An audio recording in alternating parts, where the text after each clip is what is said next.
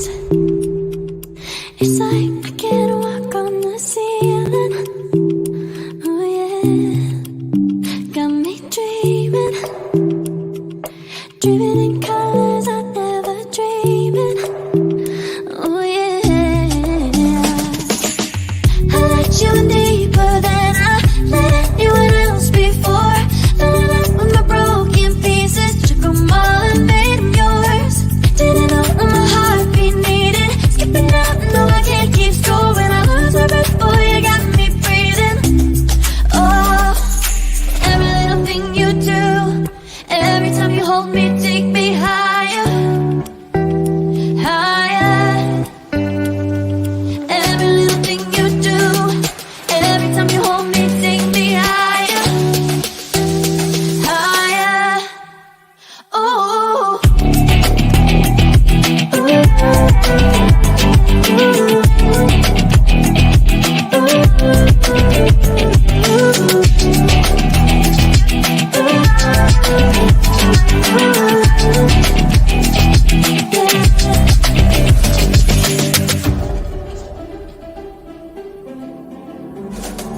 magic. No, I'm never letting go. Now that I have it with you. When you kiss me, it's like the stars fall out the sky onto my heart to cover up what I don't wanna show. I let you in deeper than I let anyone else before. Filling up with my broken pieces, took them all and made them yours. Didn't know what my heartbeat needed, skipping out, no I can't keep score. When I lose my breath, boy, you got me breathing. Oh, every little thing you do, every time you hold me, take me higher, higher. Every little thing you do, every time you hold me, take me higher, higher.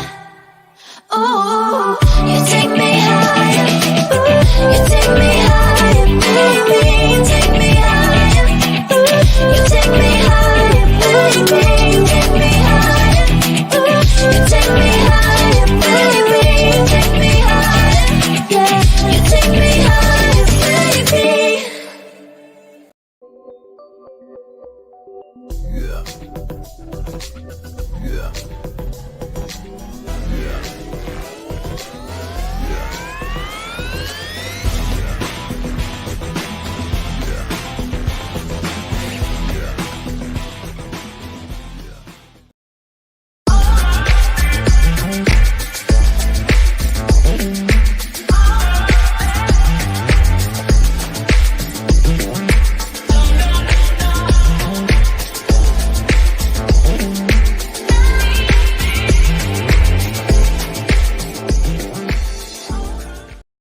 Welcome to Saturday Night Vibe, a progressive news show with Let's Be Essery. I am your host, Marlon Kleiber, along with Tracy Carson of Tracy Carson LLC and Theus Robinson, a complex mind, simple man.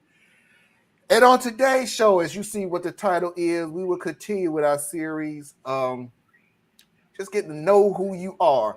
I'm going to give you a heads up. I saw what the next two were. I ain't it. I ain't nowhere near these next two. I have looked tidbits of it, but nah, that ain't me. That ain't me. How's everybody doing tonight? I'm doing pretty good. I had a nap earlier today. I cut the grass. Just bought the whole family some Olive Garden. So what you have at Olive Garden? What you have? Oh, I always get the exact same thing. As you can imagine, I eat the same thing over and over again. But I always get a tour of Italy because it's easier and I'm never disappointed.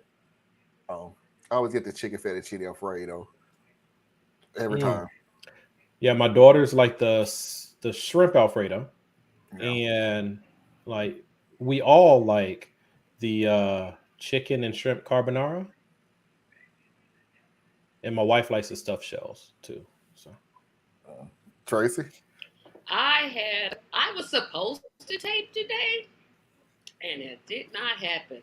I closed my eyes. I said, "Oh, I'll take a quick nap." And I woke up. It was 5 o'clock, so I'm doing great. Well, I put the show together. Had time left over. I went out and cleaned the deck and cleaned the smoker for tomorrow. And everybody gonna know why at the end of the show. So let's see who's all out there. And I already see Anna's was first because she likes to do that. Good evening. I found a site where I would be making my Enneagram test. It took me a good 15 minutes, added that they would repeat questions in very similar ways. I got told, wait for, sorry, hold on. Sorry. I got told, wait for your results. The next page, it was asking me for my credit card number. Yeah, not funny, but yeah, that's the skill. Yeah, it's one of those ploys where you now have time investments. Mm-hmm. Such things. So their ploy is that you already put this much time in it. You already invested in it, so you might as well go ahead and pay for it. I'm curious, however, Anna, I mean, you may not have seen it. I'm just curious how much it cost, how much they was asking for it. Too much. Whatever it was too much. Yeah, just curious. I was just reading about a few persistent COVID cases, people who have been ill for 412 or 405 days. The similarities between long haul COVID and persistent Borrelia, etc. I've been practicing. Borrelia are spooky. That really was one of the other good reasons I never could understand why people were so flippant about COVID, because it wasn't like, yeah, you're going to get sick. Yeah, it may be bad, but yeah, you'll get over it. It's like once I start hearing that you're always going to have something wrong with you at this point. Possibly. That's the problem right there. That's the word they're looking for. Yeah, we needed, in order for people to have taken COVID more seriously, it would have had to been dropping people like within 48 hours. But because it was hitting, and it's all because of how it was rolled out, in my opinion.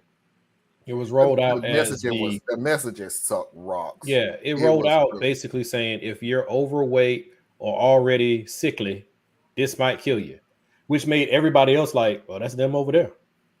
And then as soon as it became, this is disproportionately affecting Black and brown people, oh, it was a wrap. It was like, there's no way the kids will get it, and I literally really heard this. Okay, I'm not joking. It don't affect kids as much because they're too short, so it's not gonna reach. No, I'm serious. That was one of the things I heard. They're not tall enough. So they're not tall enough. Yeah, so it's going over there. Man, I'm like, you know what? Do what you think is best. But the moment it became, I mean, well, the stuff I said before is like when it really went off the rails. But at that point is when like red team and blue team chose their sides, which they do on like every issue. They just choose their sides to play on, and then it's over. It's all over. Yeah. They're too short. Mm-hmm. Yeah.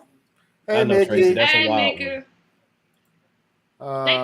I'm a bit out of it. Had my booster shot yesterday, and I'm still trying to resurface. Well, Anna, if you're not on here longer, thank you for coming. I truly appreciate you coming. But you know how we are on this show. Take care of yourself. Was it the COVID booster? I really got to get that. That thing put me on my butt. No, I got the shot. I just never got the booster. Well, you scheduled. I've had all three. Place? That booster didn't do anything to me. It was that second one. Oh, that second one wiped me out. I'm like, wait a minute. The first one made me dizzy, and that could literally, I'm telling you the truth. The first one made me dizzy, and that honestly could have been in my head. I was it was lightheaded for a second, and I'm like, Okay, then it disappeared as quick as it came. That second one, where it felt like I was sleeping in a bed full of ice, and I'm just as cold as all. No matter how many blankets I put on me, I was just like, I'm going to freeze to death. I'm in this bed with. Yeah, I misremembered. The first one was like nothing. The second one was where I felt like I had the flu. Yeah, And then the third one, I was like, eh. First one, I felt like a train hit me. Second one, I had to go to the ER. Third one was nothing. The second one, you had to go to the ER? I had to go to the ER. Oh, remember, she might have had some what they call it, Tracy? When things interact with each other. Yeah, when things interact with each other. Yeah. But the third one was like, oh, okay. No pain, no nothing. But still get your booster shot because. Yeah, I still would take any of what I went through over actually having to deal with hardcore COVID. Because we're literally wide open now back at the office. So, yeah. Yeah, we function like there's nothing going on. Oh, no, that's been long gone, Tracy. That's long gone. I went to the grocery store yesterday to pick up my medicine. I got just over a month till my next one. What? So you just got it? They generally make you wait a month between any of your shots. Yeah, they make you wait a month in between. I thought it was 2 weeks. I don't know. I think it was a month. Between the first and the second one? But then a month after the third one? I thought between all of them was about 30 days. I could be wrong, though. I don't know. I got my wallet somewhere. I'll take a look. I think it was 2 weeks. Yeah, but Tracy, out where I live at, like if you go to Publix, it's like 50-50. Now I'm in Trump country, but there's a lot of like, I don't know, liberals is the word I'll use, but like not Trump conservatives, right? So it's like the three worlds kind of mixed together where I'm at. So if you go to my favorite Publix, it's like 25% wear a mask and the rest of them don't. But back when everything was like scary, everybody had on a mask. Well, it's probably because they made them. Yeah, it was required then. Yeah. Don't do that. Yeah. But the funny thing is though, and again, it's probably because of where I stay. They don't bother you, and that was always my issue. That literally was just always my issue is if you don't want to wear it, fine.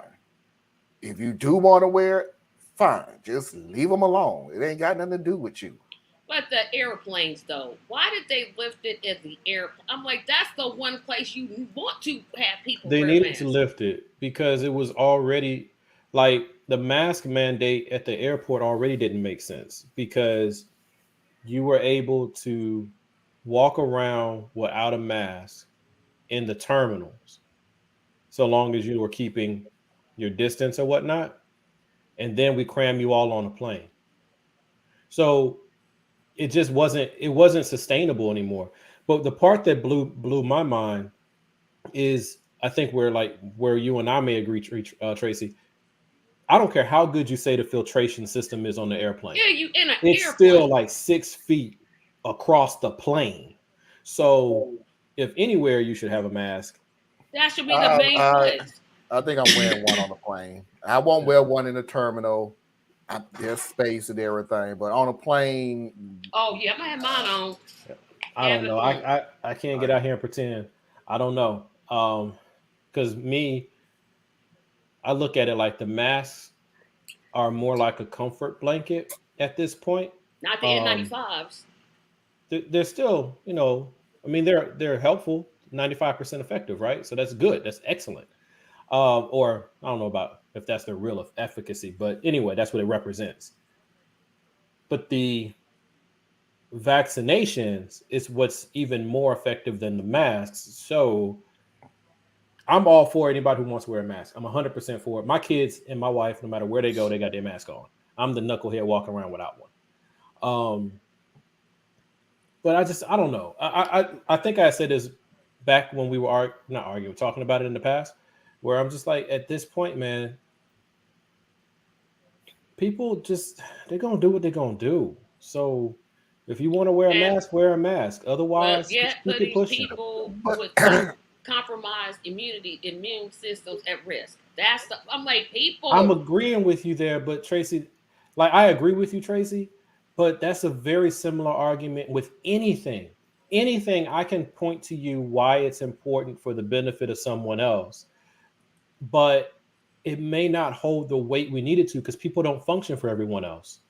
Like when we talk about politics, you know, a lot of the things that I would lay out for why it's important to go ahead and vote for these stupid, ineffectual, I'm sorry, the next word wasn't going to be good, Democrats, um, will come across as someone else saying, well, you're just using fear or whatever, right? And we're tired of that. That's the same kind of spirit that we use with the vaccine thing. Well, if you don't wear your mask, you might possibly be non-symptomatic and get somebody else sick. Yeah, grandmama So, and them.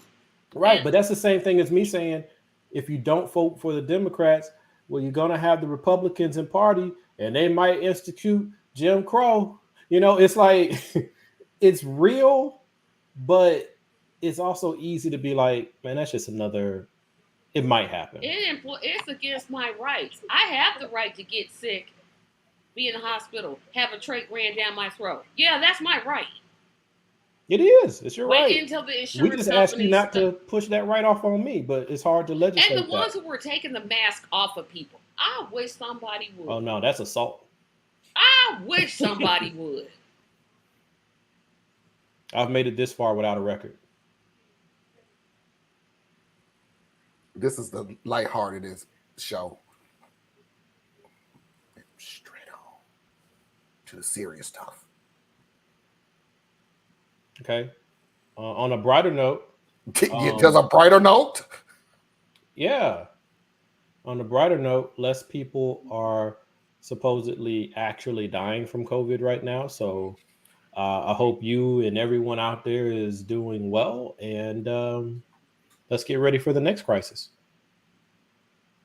Because we need one. Oh, it's always There's coming. always something. I know. Oh, Debbie Try to make that. I was trying to make that sarcastic, and then in the middle of my sentence, I just went, "No, that's absolutely true." I can't see my boo for 2 weeks while the shot takes effect. There are a 4-year-old in the house and daycare. Got to be careful. Yeah. Yep. Yeah, very much so. Because even though the 4-year-old won't get it, they could take it home to their parents. But the 4-year-old can't get it because they're too short. Oh yeah, Yeah, the flies over Tracy. their head. Yeah, go right over their head. Yeah. Yeah, I forgot. Stupid me. God.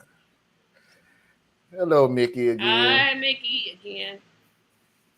Rhoda's treat. It's a Scooby-Doo sound. Ruh-roh. Thea's had a nap. No, Thea's has to have the nap in those edibles, so he's good. I have edibles. They're sweet tarts. He says they're sweet. It was sweet tarts.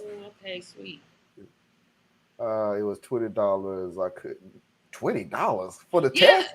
Yes, because it's not I being free. ain't paying $20 for that test. No, she's talking about the personality test thing. Yeah, $20. Out of your mind. I'm not paying $20 for you to tell me who I'm not. That's it. No, I'm good. Here, take this survey for $20.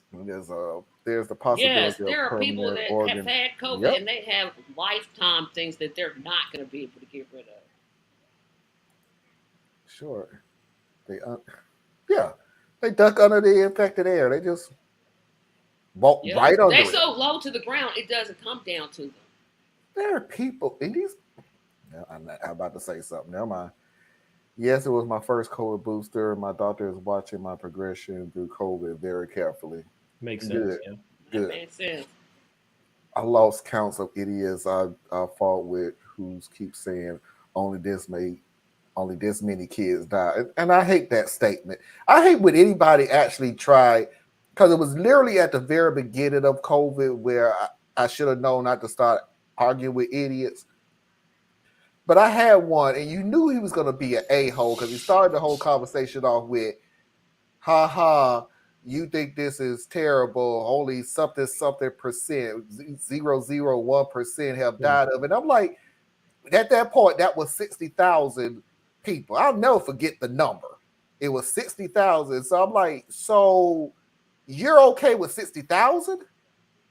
Or you're trying to make the percentage seem like, oh, it's so small. It's the size of a more people of a died choir. of flu, and they get the flu way. Or shut up. Oh, and we're not even going to talk about the fact that the same number of COVID infections went down.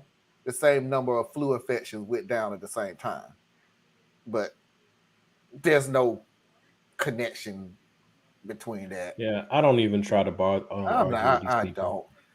I had no problem with Because all they just three. want to play rhetorical fetch with you, and it's just like, I don't care no more. First shot left me unable to move or talk for 48 hours. Good gracious. Second shot a month later was hard, but not to the extent. My booster was 5 months after my first shot because I came immunocompromised. No, that makes sense. I'm definitely glad you're under supervision. Yeah. Yeah, yes, Anna, you're starting the serious talk. This is not the serious talk thing. Sixth wave is on its way. Yep, the B2. So I'm getting my other one. I'm like, give me the fourth one. Let's get this over with. One kid is dying too much. Too much. Thank you. And to end off this great talk, the flu is more dangerous. All right. Let me get the heck out of this conversation really as quick as I possibly can. Enneagram 3 and 4. Let's get this party started.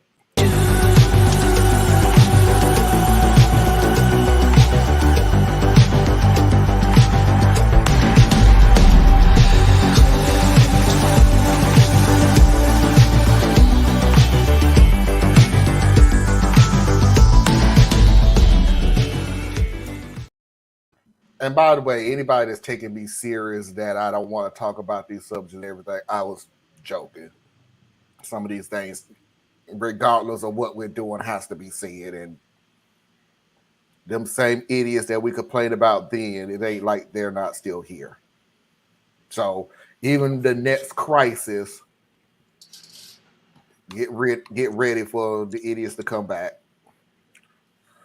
So we're going to go to Enneagrams 3 and 4. So I can't remember the names of it. I apologize. I did this way early in the morning, and I forgot to write down the name of what the Enneagrams is. But I always have the introduction to both of them. And like I said, I'm none of these things.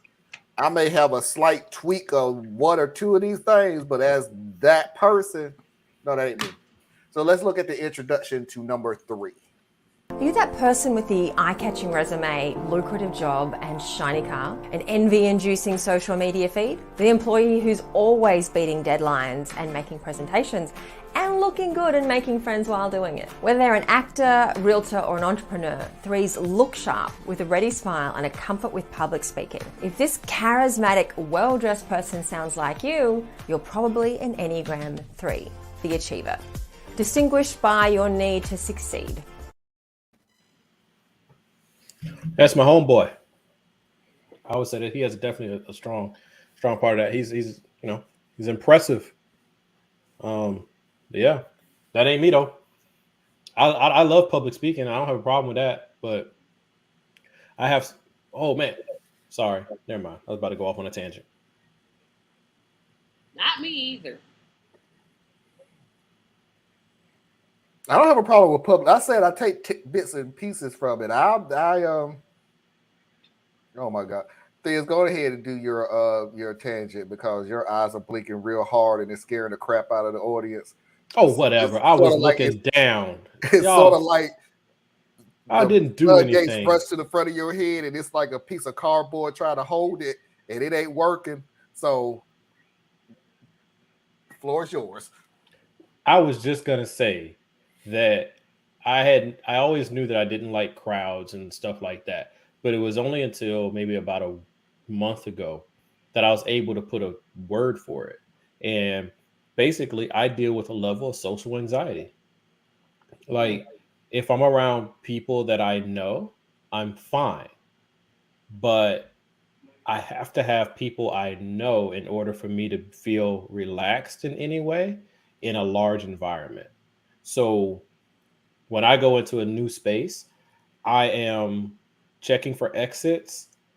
Everyone who I can actually put my eyes on, I'm doing a threat assessment on. I'm making sure the people who came with me are safe and I can account for them no matter where they've moved in the environment. So like I'm not in a busy place and relaxed. I'm always like constantly checking and double checking and rechecking. And if I'm by myself, I really am uncomfortable. Um like I can't walk right. I'm probably starting to sweat. It's just weird. But then you could put me on stage in front of 100, 200 people, and I'm just like, okay, let's do this. I get it. I'm I don't think I'm at that level. I do this. I do the threat assessment thing, but that's from growing up in the hood. We always never sit with your back towards the door. Never always.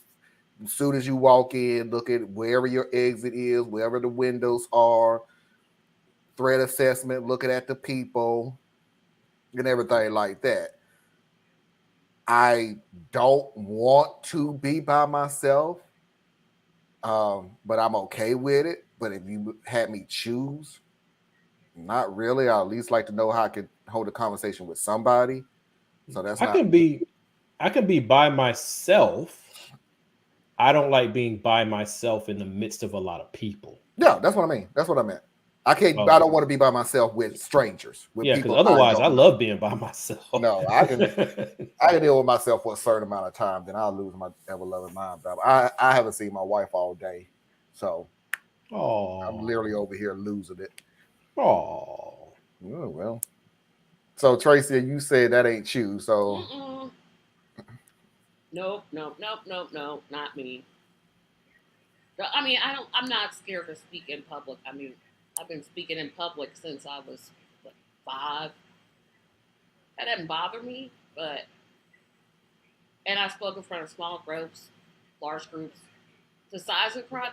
But if I know the people, like somebody I know, then I'm cool with being in a large crowd. But if I'm in a large crowd and I don't know anybody, it's like, okay, I'm gonna be quiet. That's the yeah, easiest way to make me quiet is to put me in a group where I don't know anybody. yeah. See what everybody is saying. Kind of says so. Not me. LOL. I mean, I'm driven, but I don't need to succeed. Well, I want to succeed. Yeah, I'm driven and I need to succeed, but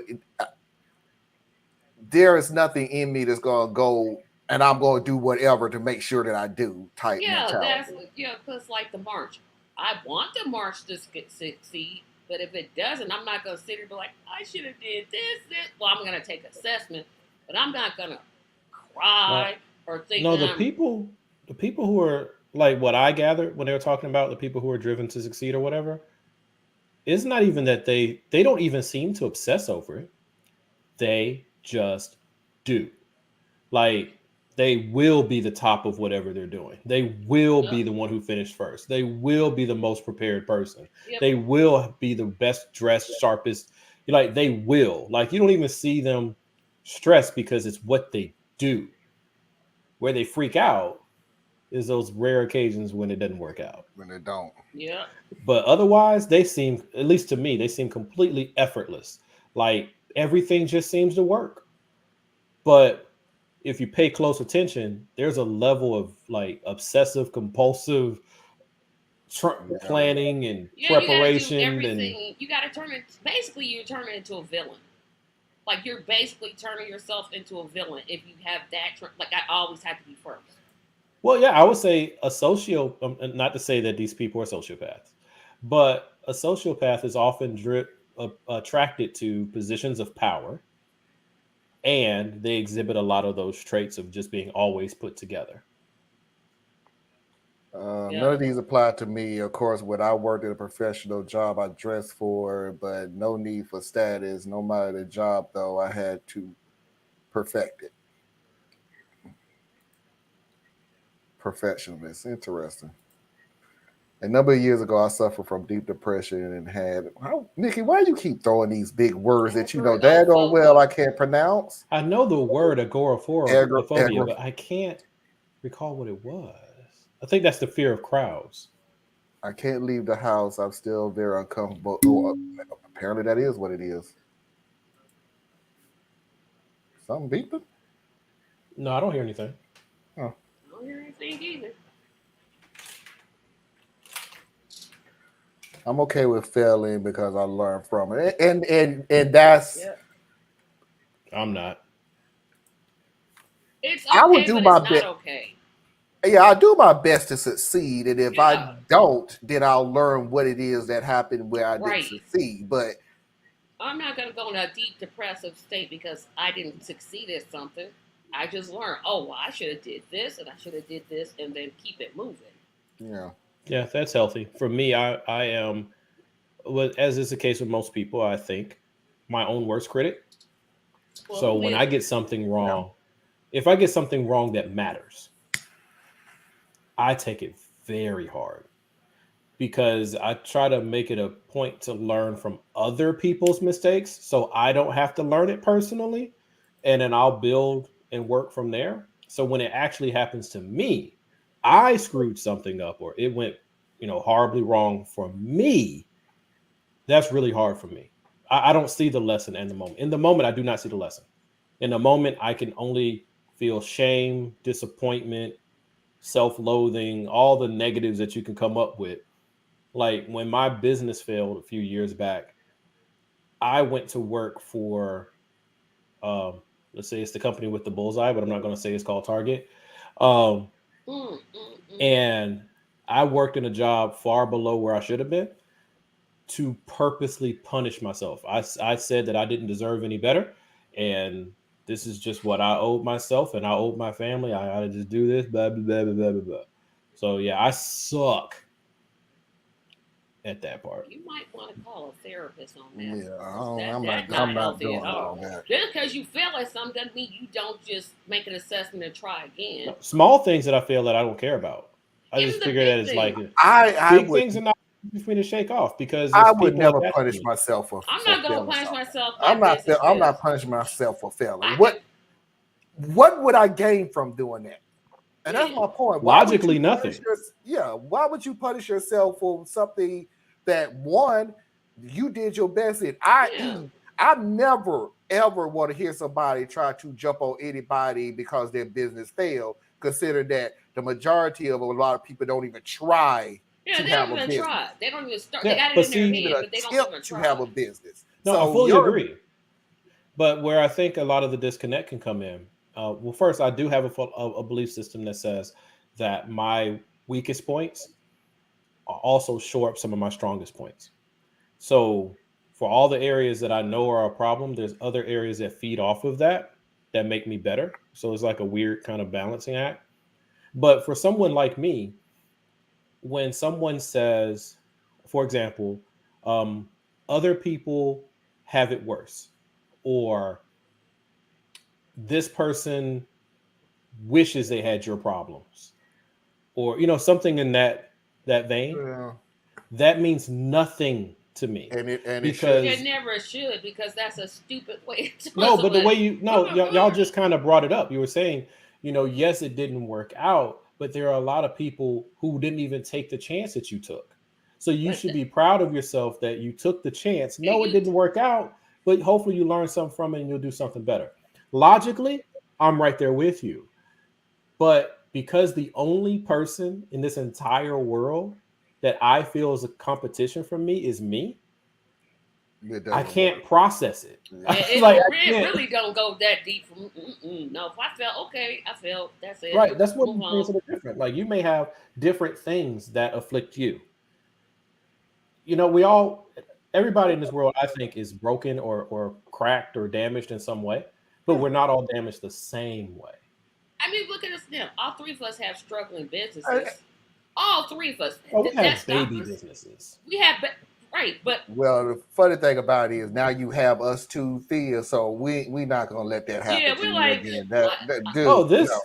It's different. That's what I'm saying. I'm just sharing with people because somewhere out there, whether it's someone who's on the stream now or someone who sees this a year from now, might True. relate to some of the things I'm saying. And what I'm saying is that to a lot of people, I appear to have a lot of things together. And I do. I got a lot going for myself. But I do feel like I should share some of the things that are complicated or difficult for me because someone out there is wrestling with something and it may not match what I'm sharing, but it helps to know, yeah, okay, cool. I'm going to get through this. I'll work my way through this, as opposed to me just coming on the air and being like, don't worry, everything will work out for you. Sometimes stuff don't work out for you. So, all right, I'm going to move through these next two because we're falling behind real quick. So I'm going to play the next two back to back just to make sure we have enough time to talk about it. So this is the personal growth, and it's going to be followed by the healthy and unhealthy of it. The personal growth is always the one that I just don't like because it's always the person that's laying in the bed and they always thinking that. I just think that's so cheesy, but I think it's important to show. So here it is. On their path to personal growth, threes, like each of the types, have a set of unique signposts along the way. As they move towards wholeness, threes move away from deceit, vanity, and workaholism and move towards honesty and harmony. Threes are propelled by an underlying emotional theme of sadness. They often grow up feeling uncertain about their value and learned that performance and success earn them love and praise. Threes can pile up impressive resumes, enviable social media feeds, and stylish wardrobes, but struggle to know who they really are. Despite how good they look, the whispering late-night voice in a three's head says, "You're nothing without your achievements." Okay. Here they go with that do or die again. Boy, they sure love doing it. man, this is worse than doing a WebMD. Man. Yeah. I went on there for a headache. Now I got cancer. What happened? I had blue boogers once. I thought I was going to die. This is the healthy and unhealthy about it now. Booker, what? Each type also has unique stages of development and corresponding healthy and unhealthy behaviors. Healthy threes use their energy and charisma to achieve great things and motivate others. Healthy threes are thoughtful about their activities and humble and transparent about their success, which brings out the best in those around them. Unhealthy threes are insecure, self-promotional, arrogant, and obsessed with their facade of success, even to the point of dishonesty with themselves and others. For each of the types, growth means more acceptance and awareness of our unique type, which provides greater inner peace and a greater ability to act intentionally rather than unconsciously. So for threes, growth means slowing down to notice what they're missing out on with their constant hustling and goal chasing. Growth also means taking the time to listen rather than focusing on their image, showing their struggles rather than just their successes, simply being rather than performing. So that's the Enneagram 3 in a nutshell. So that's 3. I ain't none of those things. 2 things. I One. might be a tad arrogant. Like a tad bit. But not the other ones. I'll let you say it. I don't see you being arrogant in any kind of way. I don't. I missed that I'm part. thinking back and when has Tracy ever been it arrogant? can start me on talking about theater. I can sound like I just know everything there is to know. Oh, That's confidence. That's not arrogance. If you feel like you really know what you're talking about, then go for it. I don't know. You've taught us. You've taught or talked to us about theater many a time, and you know that you're well beyond our depth of understanding with theater. Yeah. And you never once came across like, you foolish people. If only you know what I know. You know. I think I'm You still ooh. go to movies. Those simple people. Simple people. I'll never describe you as arrogant. No. We each had an inner parent, but it's how well we nurture the inner parent to always tell yourself that you're loved and supported. That takes practice. That's probably the you, Theus. I know what Theus is saying, and it's courageous to admit. It is. Well, It's that's a kind of me to courageous. say, but I don't, Normalize Amen to talking that. about, please do. Yeah, but this isn't that show. But on a one day when we do have a particular show, I would like to delve into that because I do think that there is more than one thing can be true at the same time. Like at the same time that we need to be more comfortable speaking on mental health and emotional health, I think it's important one to draw the distinction, right, between emotional health and mental health, and then also understanding doesn't mean having to be accepting and coddling of it, because I'm just saying we're letting people get away with stuff that we just write it off. It's like, well, they have this issue or that. No. They got to control. They need to control that. They need So to let's correct. see. Yeah, I get exactly what you're saying. Oh, I want to make sure this is read. Arrogance is not a word that I think of when I think of you, Tracy. And that's I'm like, I can teeter off into it, then I got to No, catch one myself. thing Tracy is patient. Now that I am. Especially with us. Ain't that the truth? But two things I did take from the video that you just showed. Okay. First one, and you'll probably hear me say this each episode. Yo, she's so cute. I could watch her. Oh, come on. She's so cute.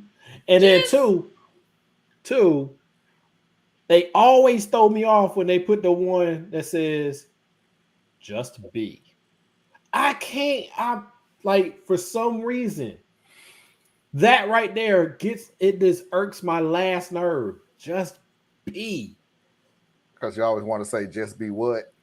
No, because just be is not a state of being. You're worthless. You're dead weight. You're taking up space. You're functioning and you're not doing anything. Just be. What? Just be. No. A rock can just be. A person talking about just be. Man, please. Tracy is not arrogant when you're coming from a place of knowledge and using coming from a place of knowledge and using that as a weapon against others who aren't familiar with. That's arrogance. There's a real strong difference between teaching and, yes, Mickey, using it as a weapon to put somebody down. Using it as a weapon to put somebody down to make yourself feel better, that's arrogance.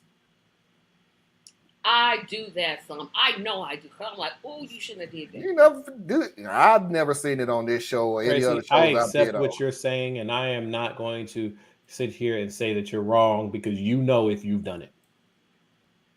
But I thank you that you've never done it to me that I'm aware of.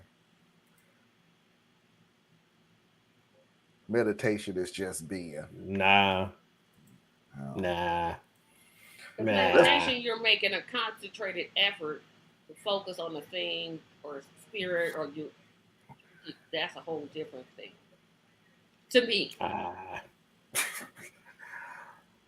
Going on to introduction number 4. Again, I don't know the name of it because, again, I ain't nowhere near it. So didn't even take the chance to do anything. I'll do better next time. Introduction to number 4. Are you that person who's been writing in notebooks since middle school? Or are you a painter with as many emotions as the colour on your palette? Or you composed a song for your neighbour's birthday party which so perfectly captured their life? As friends, parents, or romantic partners, 4s prize intimacy and depth in their relationships and conversations. If those people sound like you and people say you have a little air of mystery about you, you're probably an Enneagram 4, the individualist, characterized by your need to be special. What the hell do I look like writing you a damn song for your birthday? You go ahead and move on past this one, bro. You out of your ever-loving mind. I ain't doing that. I ain't writing you a song all the way. I ain't drawing no picture. I ain't painting no painting. I can't draw word squat, but I got at least 10 notebooks that I'm always writing in, like write down ideas. If you pull up my old notebooks and like if you go through my computer and pull through my hard drive, you'll find so many writings. And you know what they're all about? Business politics, social issues. That's it. I am composed a song for fact. Now, I've I'm never not composed artistic. a song. I'm not. I've I written am a not play. artistic I've at written all. 2 plays. Oh Lord, this again. Yeah, I don't know what you talking about. But yeah, Yeah, so I'm always the person with the notebook. Always. Now I can't paint or draw or squat. That's not happening. And I'm not writing a song for somebody. No, that's not going to happen. But the notebook, yeah, the notebook. I'll write something down if I know that I need the notes to do a show. As soon as I'm done, throw the paper away. Oh, I probably not want to do that. I got so many notes and files and drawers and stuff that I'll never go back to, but I still never throw it away. It's crazy. Nope, that'd be personal growth. On their path to personal growth, 4s, like each of the types, have a set of unique signposts along the way. As they move towards wholeness. Sorry, completely and utterly wrong. We need to see. Okay, did you see the outfit she's got on today? We need to see the core of number 4, the core. Your partner or a colleague is an Enneagram 4, you're in the right place. Learning your type can unlock a lifetime of personal growth, and today we'll start with the core elements of the Enneagram 4. 4s earn the nickname the Individualist due to their lifelong twofold quest to understand themselves and to express that self to the world. Their oceanic currents of emotion can either carry them to inspiring artistic creations or sweep them into brooding and self-absorption. 4s will appreciate Ralph Waldo Emerson's statement, "To be great is to be misunderstood." Famous 4s include Rihanna and Frida Kahlo. I don't know who the hell Frida Kahlo is. I don't know, but she was a trendsetter of some sort, because she was what's that actress name? She got an Oscar nomination for playing her. She was like a revolutionary type person. Artist type of person. I forget. Well, looking at her, she was very daring. Salma Hayek, that's who played her. Selma Hayek did a movie. Well, Salma Hayek played her, then it's already all good. And we're moving on to the personal growth report. It's all good, Salma. Somebody spray this down with some cold water, please. Get his wife in the room. That's what I want to see. Say that same statement when she's there. Just want to make sure how that goes. Why you got to be like that? Personal growth of number 4. On their path to personal growth, 4s, like each of the types, have a set of unique signposts along the way. As they move towards wholeness, they move away from fantasy, envy, and melancholy, and towards equanimity and self-acceptance. 4s are propelled by an underlying emotional theme of sadness. They secretly fear they're different from everyone else and will not be loved and understood for who they truly are. So to cope, they either focus on their unique creative talents or retreat into their imaginations to escape their surroundings. Yet despite how much they try to express themselves, the whispering late-night voice inside of 4's head says, no one will ever love or understand the real you. 4s can...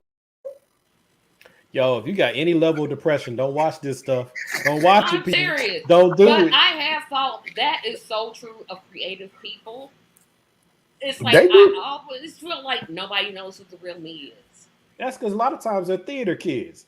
So they express themselves by playing other people's characters and emotions, so it hides their own, which protects themselves from ridicule while seeking the acceptance of the outside world. See, I be hearing stuff, I be learning stuff. I always say bunch of hippies.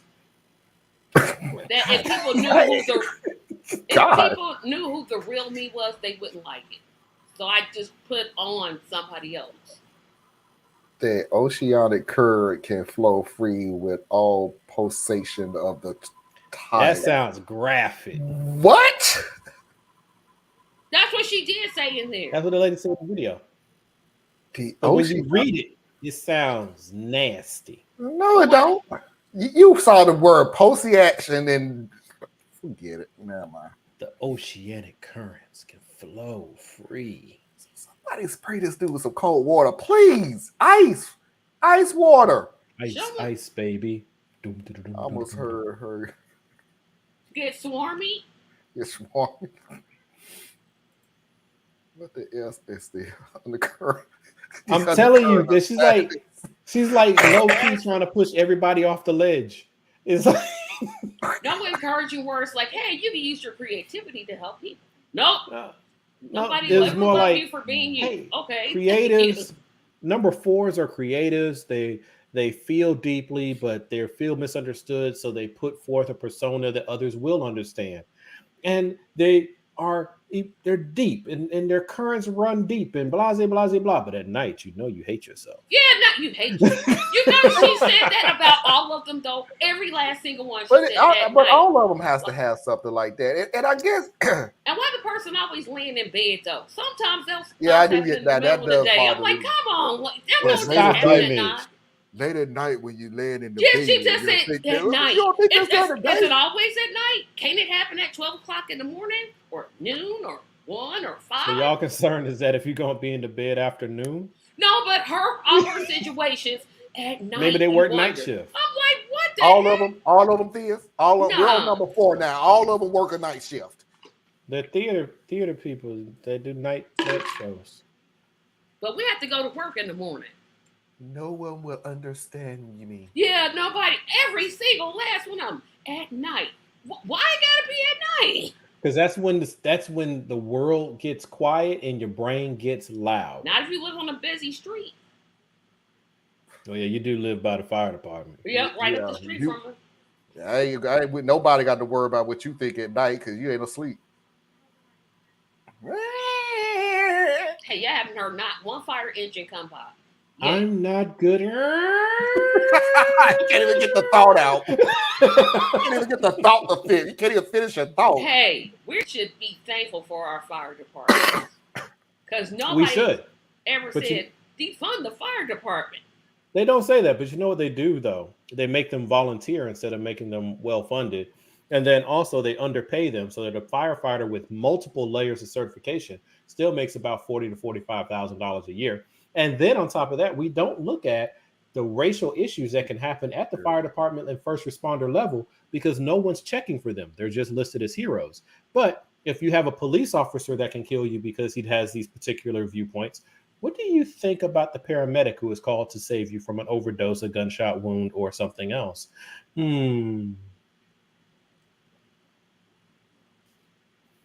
I'm sorry. Happy thoughts.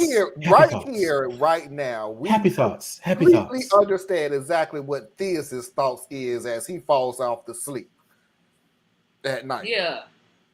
No, actually, as I fall off to sleep at night, my thoughts circle around how big the world is and yet how tiny it is as it hurtles through space and time, and how it's traveling in like this weird spinning thing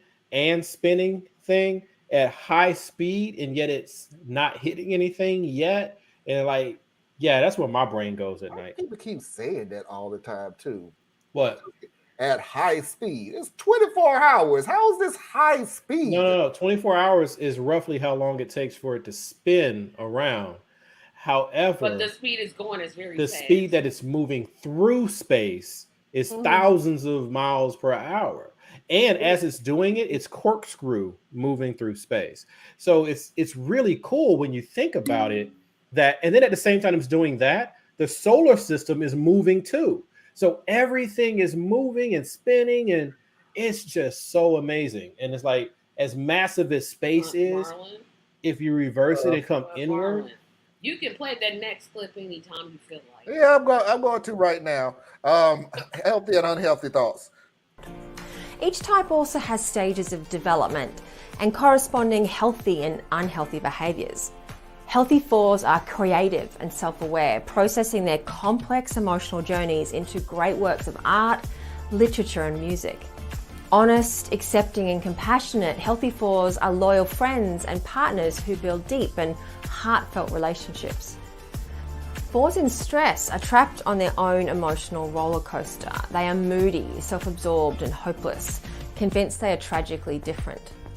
For each of the types, growth means more acceptance and awareness of our unique type, which provides greater inner peace and greater ability to act intentionally rather than unconsciously. Growth for fours means being able to step outside of their emotions, practicing positive self-affirmation and building connections with others. Growth often also means getting out of their heads, breaking up big projects into manageable steps and telling themselves that feedback isn't always personal. So that's the Enneagram 4 in a nutshell. There she goes for personal growth. Every single last one. I'm like, lady, shut up. But she is right. I know I can be moody. That's just every diabetic on the face of the planet. They can be moody. Well, it has something to do with being a diabetic. Because you know when blood sugars are high, your whole behavior changes. Okay. All right, I think this is one of the concerns, and I'm going to be very brief because y'all are being mean to me. This is one of the concerns that we have for artistic people because they do run so deep in their emotions when it comes to chemical dependencies. Yep. Because sometimes they're led to experiment with drugs and alcohol to heighten their creativity, but at the same time they use it to escape the feeling of judgment and acceptance or success or failure, whatever they're dealing with, which then spirals them back the other way. So, yeah. And that's all I got. And then I'm not even going to say nothing about that because I agree. I think a lot of drug issues, a lot of alcoholism issues that we have comes from people who unfortunately feels like their best creative personality comes out from being under that weight, under drugs, under alcohol and things like that. And unfortunately, when it's proven to be correct, what's to stop them from what's stopping them? What's going to help them to stop doing it? If it's working, I have no reason to stop doing it. So not only am I going to continue to keep doing it, but hey, if I can do this creative thing, just taking this little much, what happens if I take a lot more? And it's just it spirals out of control. And proof have been shown of how many young musicians have how many musicians have died young from drug overdose. Exactly. There's a whole 27 club. The whole 27 club that believes in that my creativity only comes behind a clouded mind. Now it's a clouded mind because we're saying it, but in their mind it's wide open and they can see more and they can explore and slowly killing you. Yep. But there's conditions, not that I'm going to get into this because this is only a couple hour show, but there's conditions that definitely led me to be a 4. I didn't just pop up one day and say, gee, I want to be a 4. That's what I am, 4 all day. So, let's see what we got up there. Very thankful for our fire department. They are very active in our communities and support our local advocacy. We have saved it. They have saved and brought me to the hospital. Very, very grateful to them. The good ones, yes. Yeah. Ashley Diaz has a good point. I've never thought of that. Nobody has, Mickey, but with how cops treat black people, is a possibility the firefighters and EMT does the same thing. Because nobody's ever said, you fund the fire department because they're racist. Nobody. I've never heard it. I can imagine the fire department just refusing to go into a certain part of town. Well, it's like, I'm not going. Or how hard do they, it's not so much do they show up, it's how hard do they try when they get there. That too. We're all human. And every human has their biases, their political beliefs, their social beliefs. That doesn't go away with the job that you have. Nope. You can feel led to serve and not feel that everybody is worthy of your service. True. And at night, you'll wonder, you'll think nobody will love me unless I'm this or that or the other. Always at Nobody will night. love me unless I kill a black person. Sorry. Well, in their view, they're not killing a black person; they're just letting them die. Well, yeah. In their view, they probably will say that. They just have an excuse for why they did it. They don't. I ain't gonna say they didn't. They don't know they did it. They just don't care. I approved of every tax increase for the fire department too, and have done so because they've been there for me. Not really sure about their budget, to be honest with you. Yeah, It's many fire small. departments are volunteer fire departments, Yeah, so they it's get. not like the Yeah. police department, like millions and millions of dollars. Yes, yes. No, it They didn't. made me sad No, it didn't. Yeah. He'll be because okay. I was talking about the beauty and majesty of creation in space, and they were like, "Shut up, Theus." That's why they should have Hey, some. D. Hey, D, and they will never do that. Or for the simple fact that even when they do the civilian oversight, guarantee you they're gonna have plenty of friends on the police department. Yeah, that's how you can. Yeah, it's all That's about. how It's you kind of gonna like when you control hear it. about So polling or anything else. Yeah, it's cool that you ask a lot of people, but I want to know, how did you select the people you asked? So you can have a civilian oversight board, but what does it take to be on that board, and who gets to pick who gets to be there? Isn't it So, open election? jury of your peers. Yeah, you can have juries of your peers, but I'm going to decide who your peers are. So, yeah. Sarah, Anna, they don't it like is me to making me do think that. tonight. See, that's what. That's tomorrow. Hey, Sus. blood I sugar won't be here tomorrow. is way too high again. Yeah, I know, Ooh, Susie. take care of that. Be safe. Take care of your sugar. Yep, it get hot. Ooh, I could go on all night about that. I will not. See, and I get what you're saying, Theory and Theus, a jury of your peers, but just like in court, just like we seen with the Kyle Rittenhouse case, they get to pick who the jury of your peers are. He They actually literally made it picked into a his carnival jury. for him, though. So He literally picked out his jury. He's like, that one, and then that one. Nah, it and wasn't then like that, but one. yeah, it was tacky as hell. But yeah, that's why it's like Wait a I minute. always try to. Could you be carried? That's why people need to like really. That's one of the things that one of my concerns or my frustrations is people don't really want to think downstream. They only want to stop at the surface level thing, and it's like, yeah, I get it. All these things are too heavy. There's entire disciplines that go into it. You could spend your whole life digging into jury selection or digging into prison management, but it's like, can you at least learn a little bit more than what is obvious at the surface? Because yeah, it's jury of your peers, but the lawyers get to go ahead and decide who even gets to sit on the panel. So I think I said that. I was like, why can't you elect the civilian panel like you do city council? I will say this, and then we're gonna go Wouldn't to our work. break. Because unfortunately, trust me, by the way, none of that I'm saying is a pushback. I agree with the method and everything else. I'm not pushing back on that. But you also remember what I said about those names that you slide by when you're voting because you don't know who the hell they is. And these are the people right these here. are the positions right here. Because you don't know what their name is, and oh well. Yep. Yeah, when I look at it, that sounds like a good name to me. And, like, I really like. I'm sorry, this. And by the way, you elected them in, so they're on there the time frame that they're on there for. So and then once they're in there, they don't got to listen to you no more. But I agree, though. I mean, we can always say why something doesn't work. So I don't know if the election thing is the best way, just because of how twisted it plays out.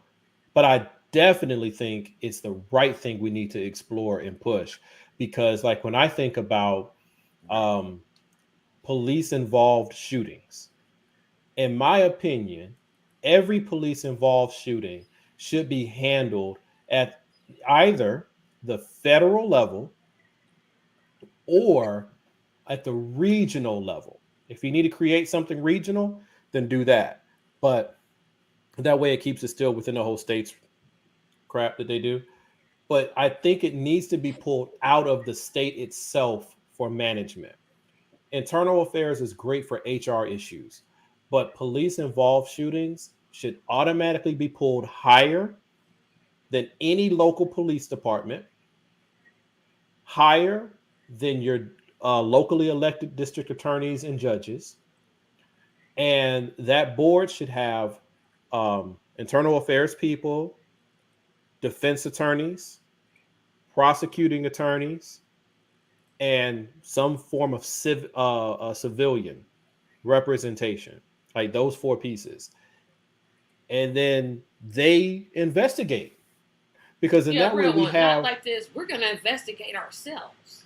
Yeah, because I really think that every police shooting need to go to the SBI of that state.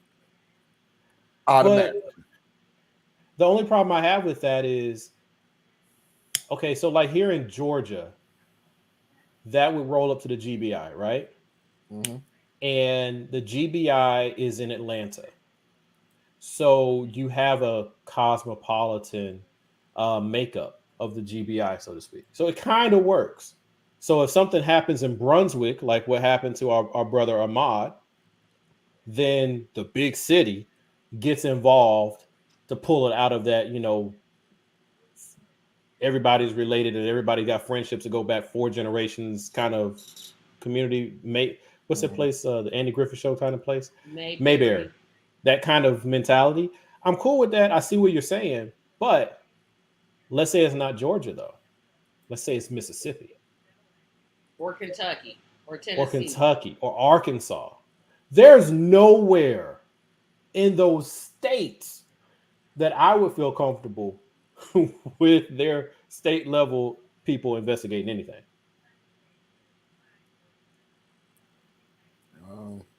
It's a different discussion, but I feel you. Yeah, we'll discuss that at a different show. AHR have nothing to do with the community, human resources, only the police department. And then I think that's what he was saying. If the HR were to investigate them on self, it has anything to do with human resources in their department, knock yourself out. When it comes to on the street, when it comes to allegations of rape, I'm like police officers raping people, police officers exchanging sex for favors, which that literally, I think it just got overturned. Like they were trying to get rid of the police officer's ability to have sex with detainees, and it didn't work. But all these things, it's like, no, you need to have this thing handled above. Now, see, I'm going to take a caveat and Dieter just. And Tracy, I'm going to let you have the last word, so we got to take a break because I can hear Mickey screaming right now. All I would say is I do think that some police investigations are not just a HR thing. For example, when there's sexual harassment, I don't think that should be investigated internally. I don't think that should be investigated by HR.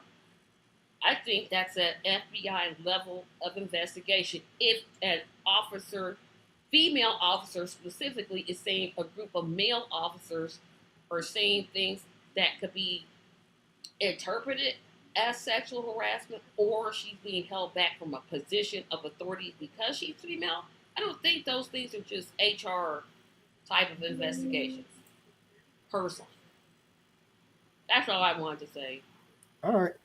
Well, we're going to take our first break. We'll be back in 3 minutes. So refresh, reboot, and we'll be right back.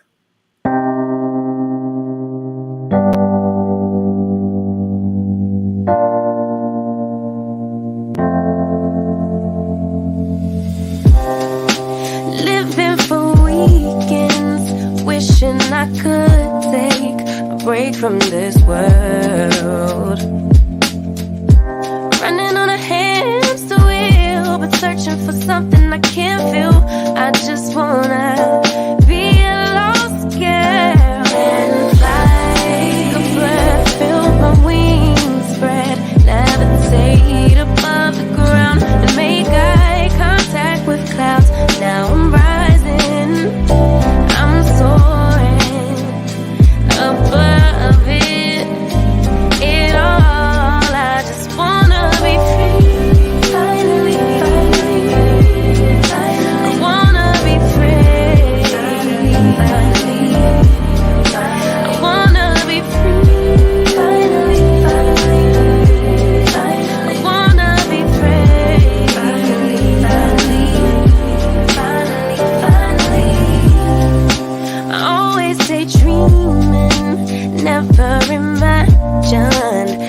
lose my spark.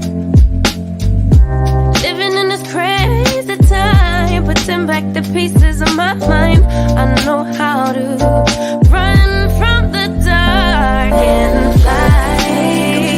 Feel my wings spread, levitate into the clouds. I'm so high above the ground. I'm rising. I'm soaring above it. It all. I just wanna be free. Finally, I wanna be free. I wanna be free. Finally, I wanna be free.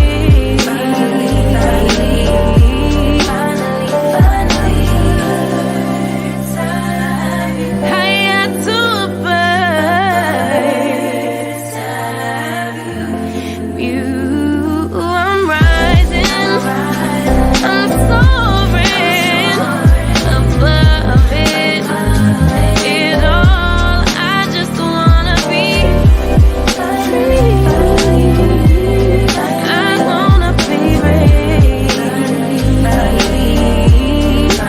wanna be free. I wanna be free.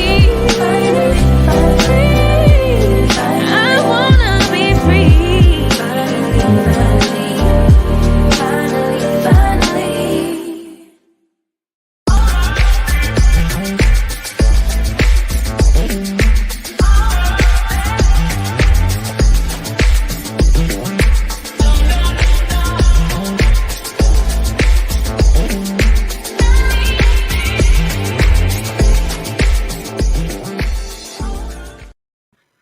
All right, we're back.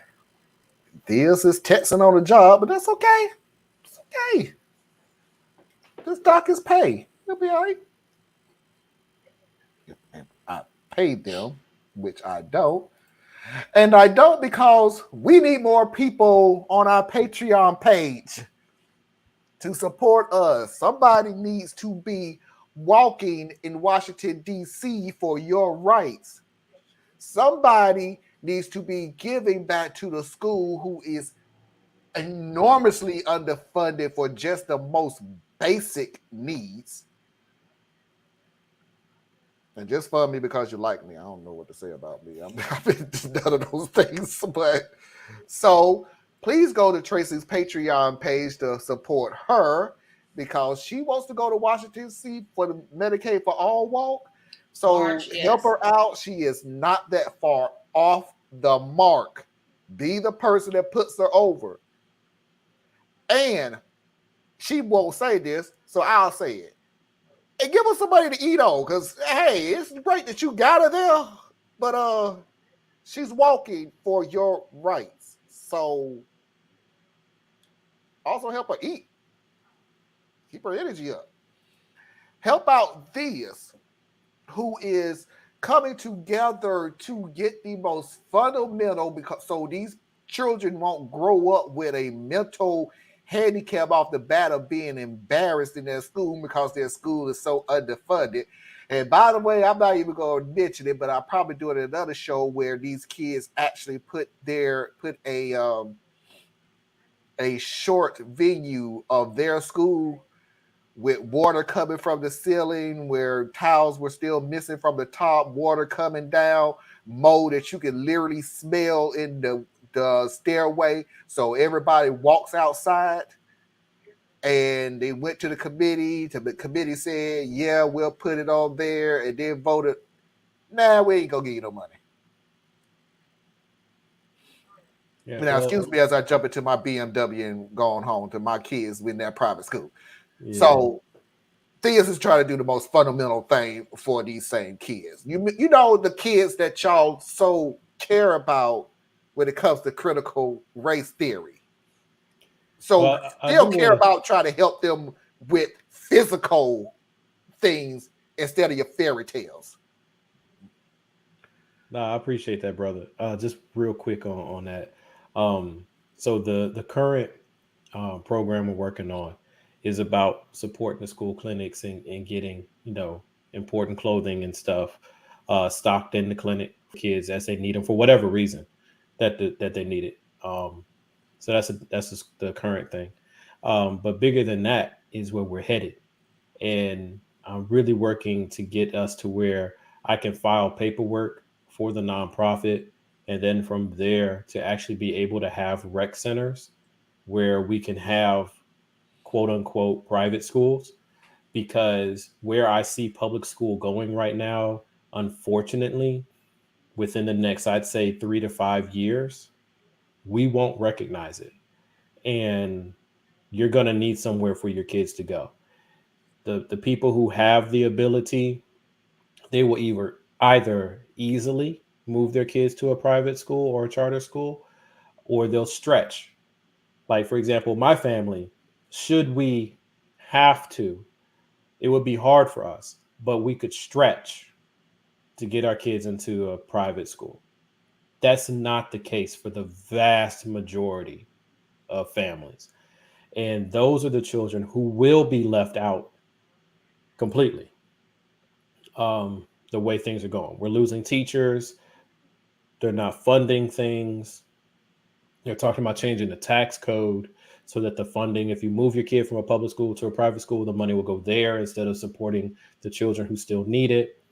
Like, there's so much going on, and I want to be part of the solution, and that's what we're trying to work towards. So that, yeah, it would have to be called a private school, but the tuition would be negligible, and it would be a whole lot going into that. So these kids are not just lost, So, but that's my little commercial. Thank you so much, Marlon. I appreciate you, brother. We can't hear you. We can't hear you, fam. Sorry, wifey came in, started ripping up paper and everything, so I forgot that I muted the show. So sorry. Theus won't be here tomorrow, so while everything is so political, he's getting it out now. That's not that being said, absolutely everything he said is absolutely correct. 100%. You're getting in on the ground floor. I don't want to hear anybody's mouth 5 years from now going, well, I didn't know this was coming. You did, and you're waiting for that magical person to come along and change it for you instead of you putting forth the effort to try to help and change it yourself. Didn't mean to be harsh, but at this point in time, we're in a harsh statement. We're in a harsh stance right now. Our backs are against the wall, man. I'm not trying to do no doom and gloom. If you don't feel comfortable supporting me, I completely understand. For real. For all of you who do support me and have supported me, thank you so much. But if I'm not the one, it's okay. There are other organizations doing similar work, doing big work. Please find them and help them. Because, I mean, we talk about politics a lot, but, for me, politics is a formality. It's the bare minimum. Going to vote is the bare minimum. So when I tell you to go out and vote, even though you don't want to vote for who I'm telling you to go vote for, I'm saying that from purely a time, can we buy some time to do the things we do outside of politics? We need to be able to educate our children. We need to be able to make sure our elders have medicine. We need to make sure our kids have somewhere safe to play. And we need to make sure that single mothers and struggling families can pay their rent. I don't care who you vote for. Those things still matter. So we have to do these things because no one's coming, right? And I'm sorry to get on my little soapbox, but I really got to say this. I got to put this out here, folks. If you go to some of our spiritual teachings that we have been taught throughout the years, one of the ones that screams loudest to me is look towards the hill from whence comes your help. Every generation gets caught in this trap where we think about help coming. I need you to understand, you are the help. Yeah. We are the help. We're the ones that the ones before us were looking to the hills for. It's on us. So whatever your passion project is, whatever you say you care about, you got to do something, man. And you can't just spend your time. We're on Marlon's show. Cool. So you can't just spend your time bitching and moaning. All Are right. you saying we don't watch? I'm just saying, man. I've gotten. Let me stop, man. Let me stop. Go ahead and do your thing, family. I appreciate you for letting me vent real quick. I'm sorry, y'all. You okay? Yeah, I'm straight, bro. It's Oh, just okay. you know, this stuff is building, Oh, man. I didn't know trust what me, to do. I understand. Support me on my Patreon page at Radical Truth to Power, apparently exactly the way it's spelled because I didn't know any better. Yes. Got to the capital R, the capital T, the other capital T. Yeah, just and the capital P. Just to grow the channel, basically. I mean, I'm just being upfront to you. It ain't gonna be used to pay my light bill and my electrical bill and all this other stuff. Is to make this place bigger, stronger, more professional, even though I don't think we're doing anything wrong at this point in time, but to each his own. The funny thing about it is I text Steers and Tracy the other day, media snob now, because I keep looking on these shows where people who've been on a lot longer than me, and I'm still, ladies and gentlemen, welcome to the XYZ show, where you will and we'll be doing this. I think he's doing this for a fact. And we're gonna go together, and so when we get it, I'm like, oh my god, dude. I'm sorry, Marlon. Forgive my Kanye moment. One, Marlon Clyburn and his show is the best thing out here on YouTube. So y'all need to support my man and what he's doing. He doesn't realize that his internet was spotty just now, and we lost him No, like he 3 was times. doing that on purpose. He was doing it on purpose. Oh, okay. To show how the other shows with that's how the other shows are doing. Exactly They've been why I on could call longer names. than me. I and could call names. I'm like, now y'all know y'all got too many Patreons to be doing that. Y'all got too many. Tracy, y'all don't break every 2 minutes. It ain't cool, bro. They've been on there longer than me, and I'm still going. And they have way more subscribers. Welcome to XYZ show. Today's show. Yep. We'll break up in a minute. And we'll be coming together. And this is the most important thing. I need y'all to. We're like, now, you know. And that's all I got to say about that. And I'm like, oh my God, he got so many subscribers. I don't even watch it anymore. I know who you're talking about. I don't even watch that no more. But one thing I was gonna say though, because Marlon's real humble about this, so he comes right at you, folks, and he tells you, look, this is, I'm not doing this charity thing that Theus is doing. I'm not trying to go to DC like Tracy. Yo, just help me out so I can try to do better with the channel. No. What Marlon is talking about doing is much bigger than that. Okay. Marlon's trying to build out his business as a business.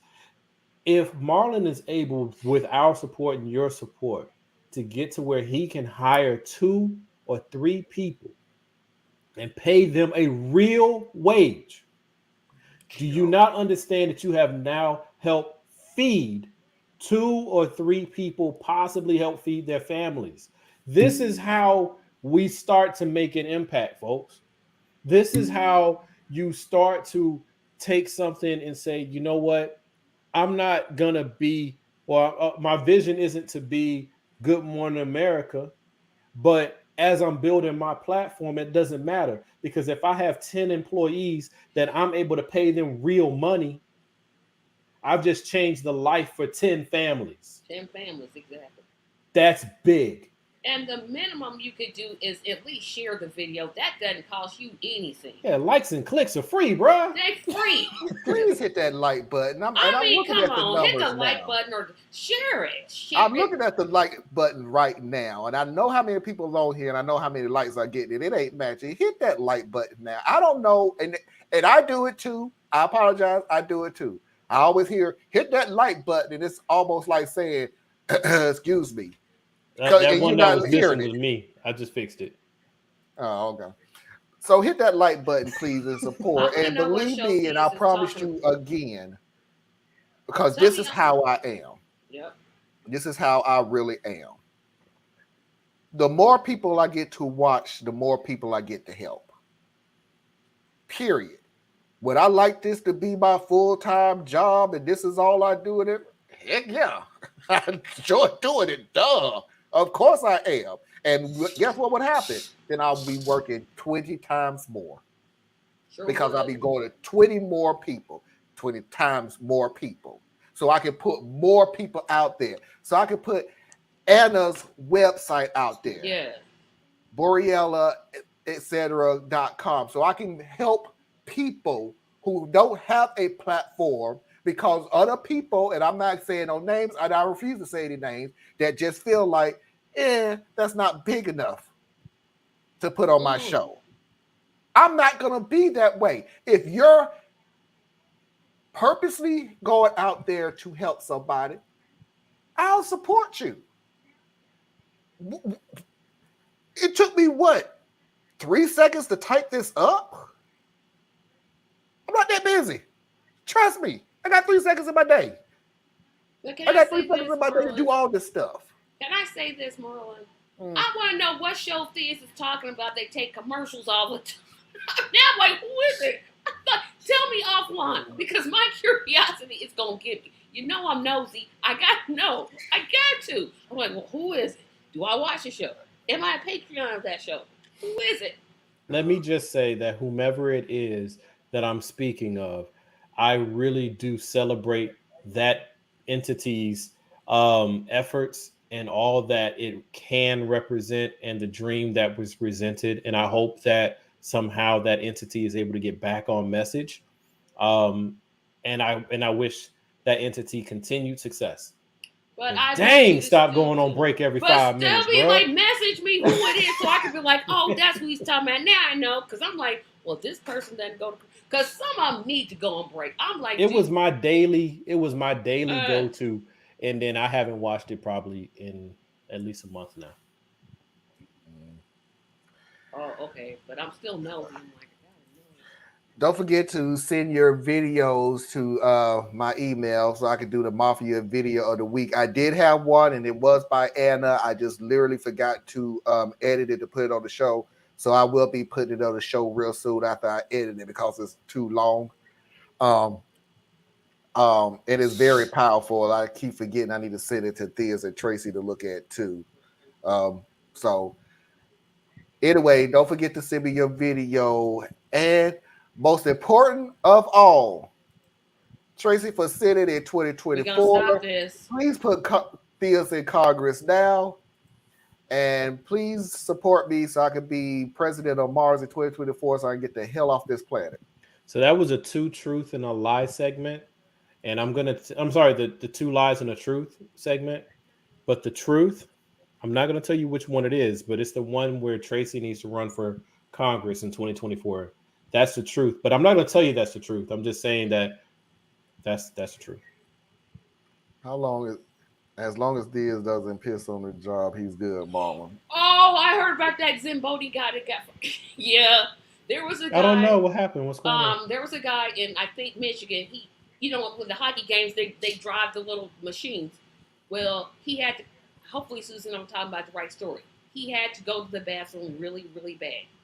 So instead of going to the bathroom, he took a dump like in a drain, and somebody saw him do it, and he lost his job. He need to be fired. And he was there for 51 years. Well, time to retire. The underfunded schools all over the U.S. need a voluntary premise contingency to get in there, improve the building, and make growing food a part of their science curriculum. You would think they would be doing that because that's absolutely free, but nope. I suggested to them, these are premises all over the place. We are legions. Yeah, absolutely. Yeah, because there's so many things we could do. I was watching. I've been watching a lot of why teachers quit videos, and because it's a business I'm looking at building that's going to kind of focus on some of that.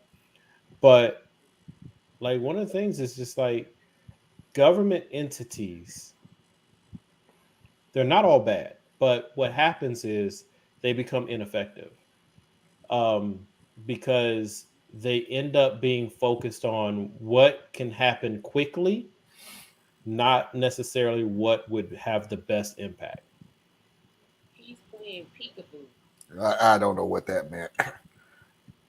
Damn it, you're right. People need to get off their damn keisters. Ain't that the truth? Or Yep. tell the truth. Tell Yep. it all, because that's the truth. Yeah, and even if you can't get, 100% with you, but even if you can't get out or you don't know, one of the biggest things I think is keeping a lot of people from getting out and doing more. Well, one is because we're lazy, but the other one is you don't know where to go. You don't know where to start. Yeah, you don't. Yeah. Because I felt like that when I thought of the march. I was like, oh, just a simple little thought. Why can't Indiana have a march? And then I started trying to, literally put it out there. Hey, anybody in Indiana's interested in this, hit me up on my inbox. That's 2024. where it can start. 2024. I'm not going to run for office. I don't know why y'all keep doing this. No. I'm very grateful for every shout out. I noticed an increase in traffic from your website. Thank you. That's awesome. Good. Yeah. And that's all. It's the most. The most thing that irks me the most is the simplest things can't be done because you think you're too good for the simplest things. I think a lot of times, I don't know. I'm going to try to be charitable here. I don't think it's that people don't think.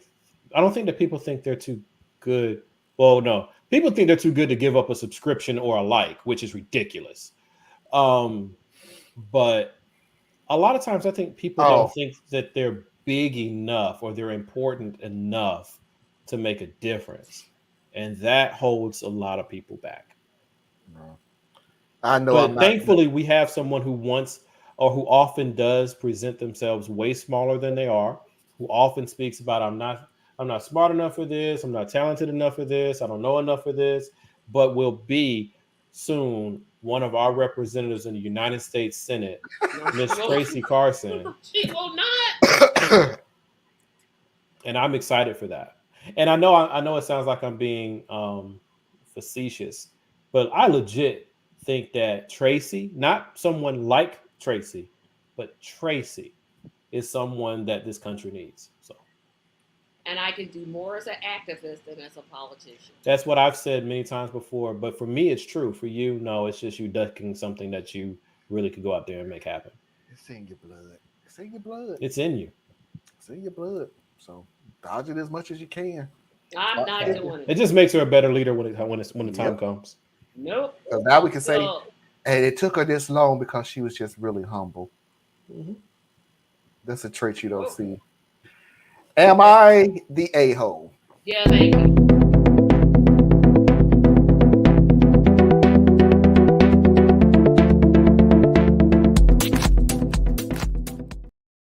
And I really hope I pushed that button before Tracy agreed. She said, yes, thank you for all of your tremendous support. And I agree. Oh, okay. Well, then I agree. This is one of my favorites. It's a Karen story. With a twist. So I'm gonna play the first part. We're gonna discuss it, and then we're gonna play the second part. I guarantee you, you will not see this coming. So here's the first part to the Karen story. Start by saying that in no way was she wearing any clothing that said she worked at Walmart. She was in the spice aisle on a relatively not-so-busy day, trying to figure out what spices we may be low of, when a Karen walks up to her. Karen looks somewhat familiar to my wife as she approached her, but any hopes of trying to figure out who she was immediately dashed by the moment she opened her mouth. Karen says, "Excuse me, I need help getting the pancake mix. It's on the top shelf." Now, Jessica, looking confused, said, "I'm sorry, ma'am, but I don't work here, and I can't help you out either because I'm only a few inches taller than you, so I don't think even I could reach it." At this point, Karen raises her voice and says, "Don't give me that. I know you work here because I saw you helping an older gentleman a few moments ago." Now, at this point, Jessica looks even more confused and said, "I'm not sure what you're talking about. I haven't talked to anybody except my daughter since I got here." Karen raises her voice more and says, "Don't you dare lie to me. I saw you help that guy, and how dare you bring your kid to work? That's so unprofessional." Now, what kind of crowd did this confrontation draw, you may ask? Well, a grand total of one person, a lady, who was standing at the end of the aisle watching all this unfold. There were a few people that looked down the aisle, but they continued walking, and this is important. Now, my wife can be a calm person, and she doesn't really like confrontation, but boy does she snap quick. She's well aware of her quick temper and will usually walk away from a situation if her blood starts to boil. Obviously, this was one of those situations. Without saying a word, she turns around and grabs the cart and then attempts to leave. Karen at this point is practically screaming at her saying, "Hey, get back over here. I wasn't done talking to you. I want to speak to your manager and I will have your job." This was the last straw for my wife. She turns around and starts screaming and cussing at her. She wouldn't tell me exactly what she said, but she felt so bad for some of the words that she chose. Karen looks utterly shocked. Then, she suddenly placed her head in her hands and started to cry. My wife felt bad for her for a second and was about to apologize when suddenly, Karen just took off running past her. When she turned to try to stop her, she watched Karen suddenly run into somebody who was standing right next to my wife's cart, knocking them both to the floor. It was the same lady that was standing at the end of the aisle. Karen very quickly shifts gears back to the usual Karen attitude and says, "How dare you assault me? I will have you both arrested for this. Someone call the police on this lady."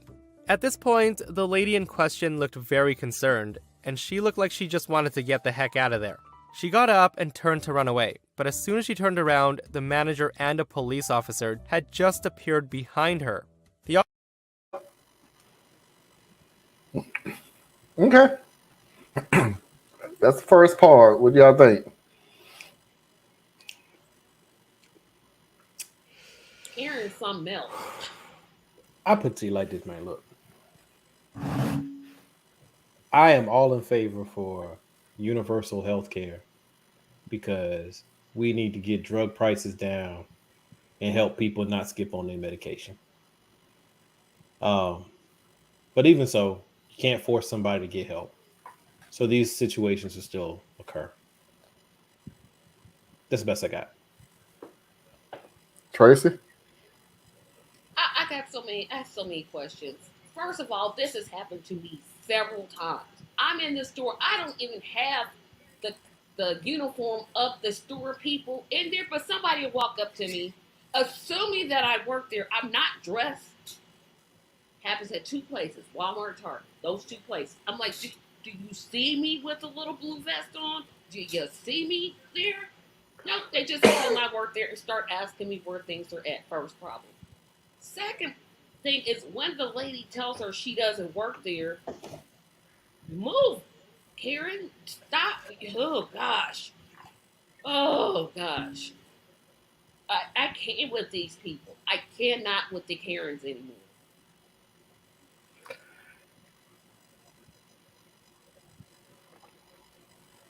That's what was in his cup. I was like, what is that he doing? Yeah, I'm looking in my cup and it's like there's an ant in my cup. Oh. I'm like, how the hell did that happen? You may want to toss that whole thing out. Yeah, I will. So yeah, this is the typical Karen story and everything else, and I applaud everybody's thoughts on it because we're kind of used to it. I mean, it's the same attitude, it's the same demeanor, it's just a different story.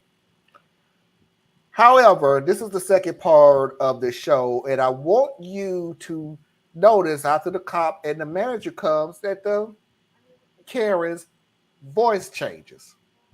She's a lot more calmer. She's a lot more considerate. Stop thinking these people are crazy. These people are evil. Yeah. There's a reason why her voice changed.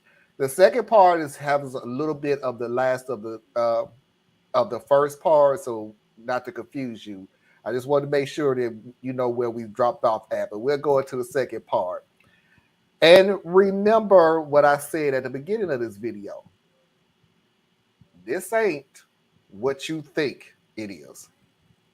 She got up and turned to run away, but as soon as she turned around, the manager and a police officer had just appeared behind her. The officer said, "What's going on here?" Karen's voice has gone from a shrieking eagle to a very calm but serious tone and says, You need to take the 3 of us to the back room right now. The manager says, oh, believe me, we are. When they got back there, apparently everything was revealed. Evidently, the lady that Karen had run into had been stalking my wife throughout the store, and Karen had noticed her strange behavior. She had called the police earlier, hence why the officer had been there so quick. After she hung up the phone, it looked like the lady was about to make her move, so Karen decided to try to deter her, as well as try to call a manager over at the same time by acting the way she did. She didn't want my wife walking away towards the lady, so she did what she could to try to keep her to stay. Unfortunately, she wasn't planning for her to completely take her attention off my daughter. During my wife's beratement towards Karen, the creepy lady was making her move, so Karen took action while trying to keep things calm by pretending to accidentally run into her. She also didn't flat out warn my wife because she wanted to try to catch the person straight up, because she knew if she had scared her away, that she might try again with another child. So upon reviewing the security footage, it was confirmed that the lady was indeed following my wife around. And, after lying to the police about her identity, they found out that she had a warrant for her arrest for relations in multiple child abduction cases across the state. It was believed that she was the head recruiter for a large human trafficking ring. I was called a few moments later and flew down the highway to meet with my wife and make sure everything's okay. Guys. I'm going to call bullshit, but nice story. What? Wow. Nice story, though. Nice story. Tucker Carlson Wow, would be so proud. You I took a have no Karen words. and turned her into a hero to stop a pedophilia sex trafficking ring. Well played, sir. Well played.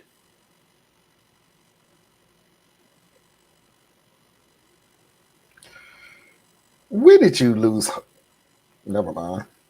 About to say, when did you lose faith in humanity? But I mean, play it back. Think about it. How far off base do you really think I am here? I want to believe it. Now I do have questions. I do have. Yeah, I got a whole bunch of questions. Because one way to look at it is this person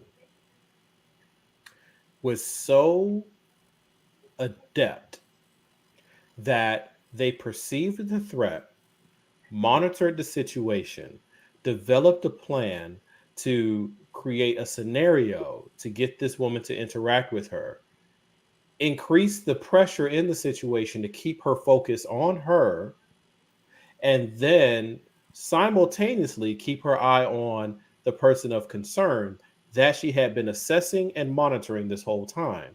Then, having escalated the situation sufficiently to keep the focus on herself, identified that this woman is actually making a move in her peripheral and manufacture an excuse to run away into said person so that the police and the manager can arrive to take all 3 of them back so she could expose the entire situation like a Matlock special. That's one scenario. Other scenario is let's just make the whole thing up and make what you normally would point out as a Karen being overly aggressive and psychotic in an area, but you just don't understand that the true cause here is protecting our children from pedophiles and groomers. I just don't see how I'm off base here. I get it. Play the role. You play the role of Debbie Downer well. Wow. How's that? Okay. I just have some questions on it. Don't like. Okay. How did she figure? Okay, so there's obviously. Let's just assume this story is true. That the lady was a child. She was the head leader of a child pedophile ring or human trafficking ring. How did she know that the lady was the head of the human trafficking ring? That part didn't make no sense to me. I'm like, well, how did you know? Okay, well, she's a retired ATF FBI DEA agent. They didn't say that she knew. But how did she? Okay, she noticed somebody's following around.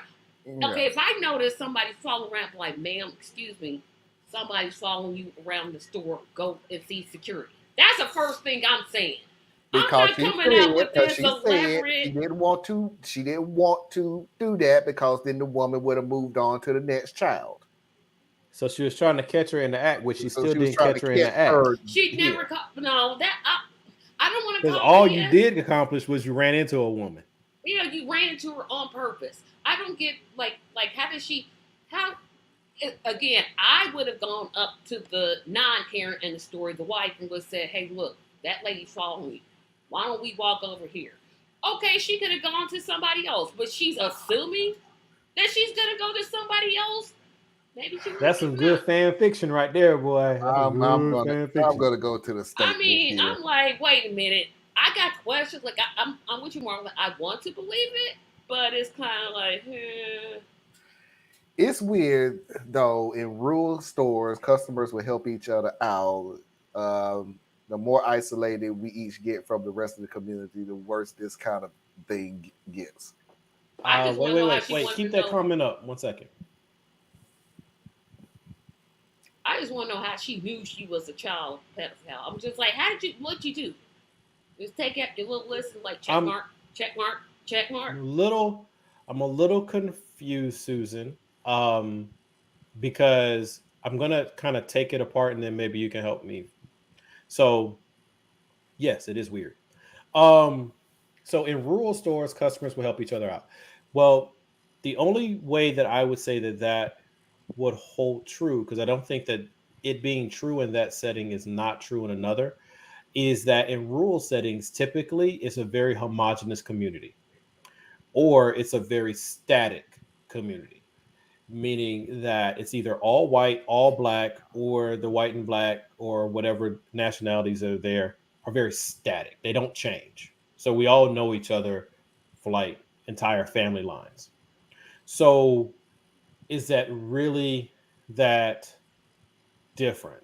You know what I mean? So it's an outsider acting upon the inside community. So yes, the reaction will be stronger. And then the more isolated we get from the rest of our community, the worse this kind of thing gets. I think where I'm lost there is if you think someone is posing a threat, I don't think rural versus non-rural factors in. I think it's more about the personalities at play. Like some people would just be more concerned about other people and willing to act. And I don't know that propensity increases based on the setting. And you don't believe the story anyway. No, I don't believe the story anyway. I don't. I'll piggyback on one part of, well, I agree with you about the first part about being rural. It may very exist. Bad things happen in rural areas Sure daily. do. Yeah. But and correct me if I'm wrong, Theus. People are the way they are either by upbringing or events in their life. Two things that shapes their core value. We always going to have an issue with people who they're racist and they're bigoted and this, that, and the other, and we always blame it on their upbringing. When in fact, that's true. However, having said that, it's true because their whole entire existence from the time they was ever born was in a town full of whatever that race is, and they've never seen anything outside of their race other than what they see on TV, and that's pretty much described as fantasy anyway. Yeah. I would even say that a lot of times what we perceive to be our reality is a fantasy. And I'll say that is in this way. Let's say you're in a community where call bullshit on it anyway. So. Let's say you're in a community, let's pick like South Georgia or certain parts of Alabama, Mississippi, Louisiana, right? Where you have black and white people. They live in close proximity to each other. Their children go to the same schools. And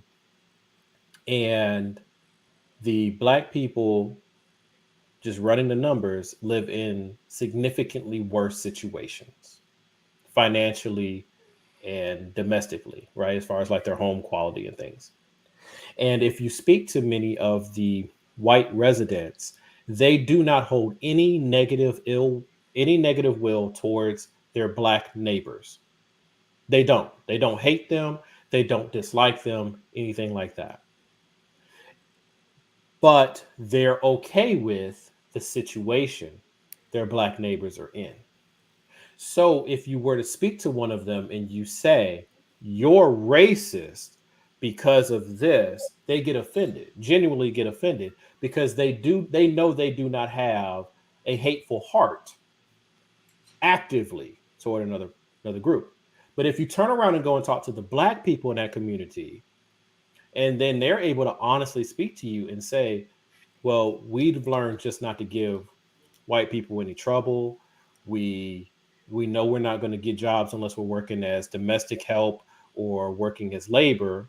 We're never going to be in management or ownership. And we just know, let's just do the best we can with what we have. So both of these realities are happening at the same time.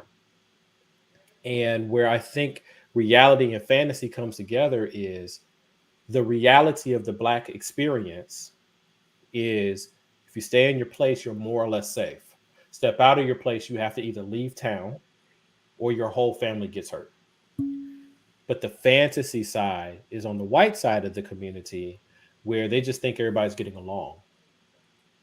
And it's not that we're getting along, we're just staying out your way. And I think you can translate that into so many different areas. This is why I'm starting to kind of change how I approach things, where I'm not going to just call people racist to call them racist. First of all, I don't think racist has any value anymore. But sometimes people just, they don't care. They're not, yeah. Thank you, Nobody's Mickey. buying Thank you, this. Susan. I'm not buying It's it like either. all The Karen was BS. close to Jessica and could have whispered in her That's ear what while I the think doctor too. was at the Unless end you, of the aisle. I need a link to the news story. I don't have a link. This is something that I got off the It's video. tuckercarlson.com or I'm moving on. don't get. Moving on. foxnewstruther.com. If they arrest a woman and found out that she was part of a trafficking ring, it would be in her local. In their local paper. Now that's true. Yeah, probably. And first of all, what are you gonna? How do you say this? She's part of a. Yeah, she just Nothing said, in that interaction yeah, would cause anyone to so run they her bring them to the information. back. Listen, they bring them to the back. What she all of a sudden says, yeah, I'm a part of this human trafficking thing, and what? Like she just starts with that. Like There was lead absolutely with that. nothing in that story that would lead for her to even have to give her identification. Yeah, she was The like, only role she played in this whole story was she got ran into.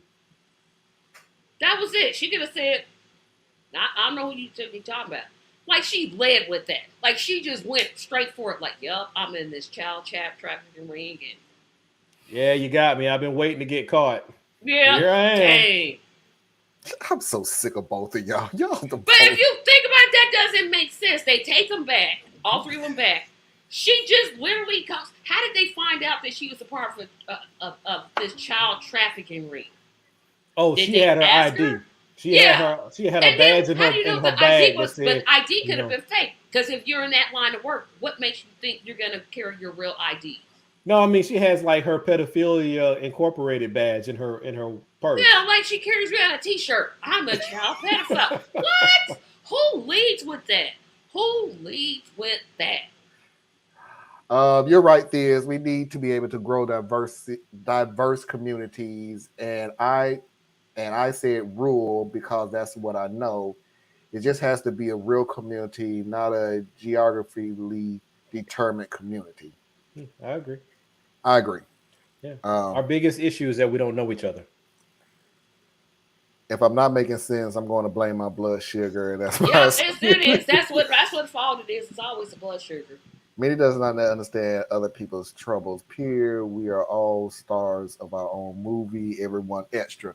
One little pushback on that, Anna, because we've said this on this show before. It's not that they don't understand. It's majority. Sorry. It's not that they don't understand. It's does it affect them or their family? And if it doesn't, Oh well, too bad oh for well. you. This doesn't make them racist. It doesn't make them bigoted. It doesn't make them homophobic. It doesn't make them transphobic. It doesn't make them anything. They're just looking at it as it doesn't affect me. So Yeah. you do you, I But do yeah, me. I don't believe that Reddit guy. Now I'm sitting here thinking about it. I'm like, that don't make sense. Sorry, Marlon, though I'm usually very emotional. This thing screams very Prager you. This just doesn't. Yeah, that's what they start now. I'm starting to ask questions like, This screams Prager you. I'm sorry. wait, trying like I want to believe it, but then I'm like, well, wait a minute. She just went back there and just started blabbing. They don't care to understand. Like I said, Anna, it's not like they don't understand. They could be a student at whatever your issue is. But it's not affecting them, But if it's so not they don't affecting care. them or their family or their loved ones, it's like, I get what Anna's saying though, because no. That's on a entirely different level. Those are the ones who know there's an issue. They just don't want to understand why the issue exists. That's an entirely different level. I get what Anna's saying though. That does. But I understand exactly what Anna's saying. There are people who, I know there's systemic racism. Oh, how do you know? I just think that it's too much. There's too much to gain from keeping everybody spun up and scared of the one-offs. So we want to make everybody scared that somebody's going to break in their home and rape their women. So let's sell them all guns. We have to make sure everybody is scared that everybody's trying to rob them or hustle them. So that way we don't talk to each other in public. And we have to make everybody scared of pedophilia rings and all of these different things. Now, I'm not saying the problem is there's a kernel of truth in all of those things. Yep. But that's like they all exist. But that's all but you need. They're blowing it up to keep you as scared as possible, because if you knew the numbers and you knew how to be more aware and cognizant, you would be aware that your odds are lower than dying from COVID. Yeah, but you're okay with saying the COVID's not. But you don't want to wear a mask because that's inhibiting your rights. But she still wasn't a secret agent though. But that's the best. That's how the best grifts are used. Is you just need a kernel of truth, not the whole truth, just one portion, a little smidge of truth. That's how people like Tucker Carlson and what's that other dude that like to Sean Hannity. Sean Hannity. What's the other guy? Ben Shapiro. Ben Shapiro. That's how Ben Shapiro gets away with a whole bunch of stuff that he does. He speaks really, really, really, really fast.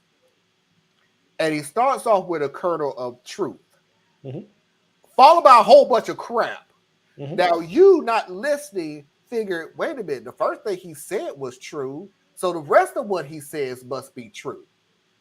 And that's how they get you. Not knowing, that's the grift. They put a kernel of truth in there. That's a game. But then they're going to follow it with a whole bunch of crap. And they already got you down. They got you. Because if I can get you hooked, if I can trigger your emotions, then I don't have to be 100% right. I need to first give you something that makes your mind at ease. So to put your mind at ease, I got to give you some sort of a fact. Something that can't be denied by anyone.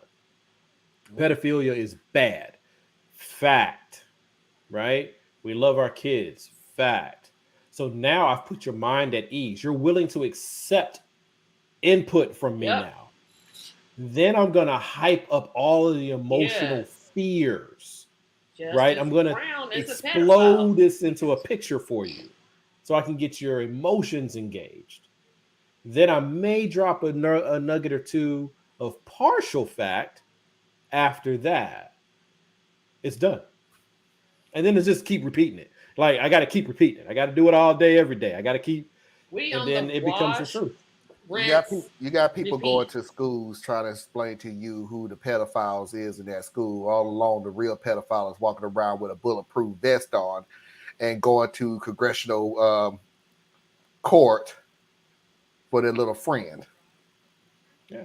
Or the very one who is trying to make you afraid of pedophiles is standing next to you and your child telling you about how scary pedophiles are.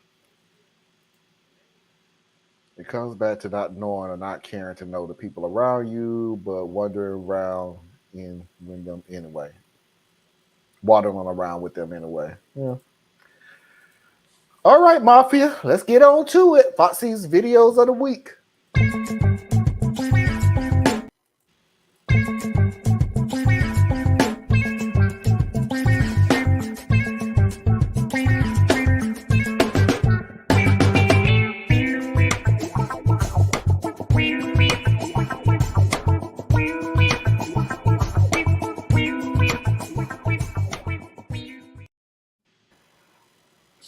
Theus doesn't like these type of videos. I truly understand why he don't like these type of videos. I completely understand why he don't like these type of videos. But I can't help showing these type of videos. Well, I got 3 words for you. Please, slow, drively. How hard is that to understand? There will be no alcoholic beverages beyond this point. None. It's too dangerous. No Henry. What does that mean? Who knows? But don't bring your Henry in here. Buddy, I got good news and I got bad news. We'll start with the bad. You're going to get towed. But the good news is you're going to find $50. So it balances it out a little bit. Hey, buddy, there are PD trains crossing. Slow down. What are PD trains? Hell, I don't know. But slow down.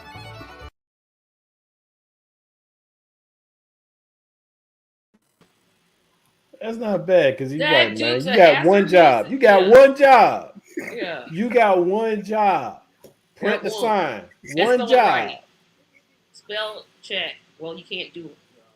That Dukes of Hazzard music in the background just had me like, okay, I'm. Oh, I didn't recognize it. I was That's what I want. That's what I equated that to. honky tonk band. Anna, have a good night. Yep, go to sleep. Have a good night. Get some good rest. We will see you tomorrow. Appreciate all your help. Appreciate you being here and all your help. Yep. So the next video,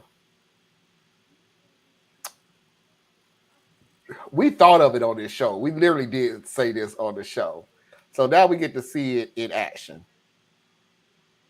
How will we interview the next Supreme Court justice if he was white? But we're the ones that's interviewing. Thank you so much for being here today, Judge a White Man. It is an honor to sit and be able to ask you these questions. The first question I have, I'm sure you are aware of the history of the KKK in America, where oftentimes they would wear white sheets. And so what I wanted to ask you, Judge, is do you have white sheets? Are there white sheets in your home? Have you slept on white sheets? Do you think, or can you say with certainty that no one in your family has white sheets in their possession? I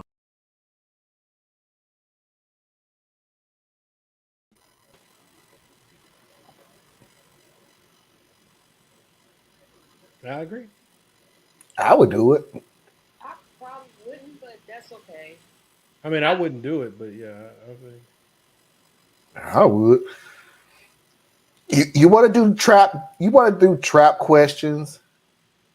You want to ask stupid questions like, "Can you define what a woman is?" Which I have yet to figure out what the living hell they got to do with being on the Supreme Court. It's because they were trying to play the little gotcha thing. But you know what?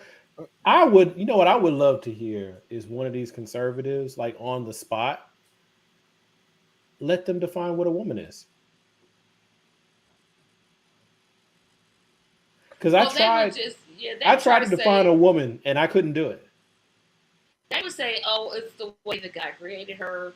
She has this, but she doesn't ever desire to be a man. She knows her place. She knows where she's supposed to be at. She knows her role in the family.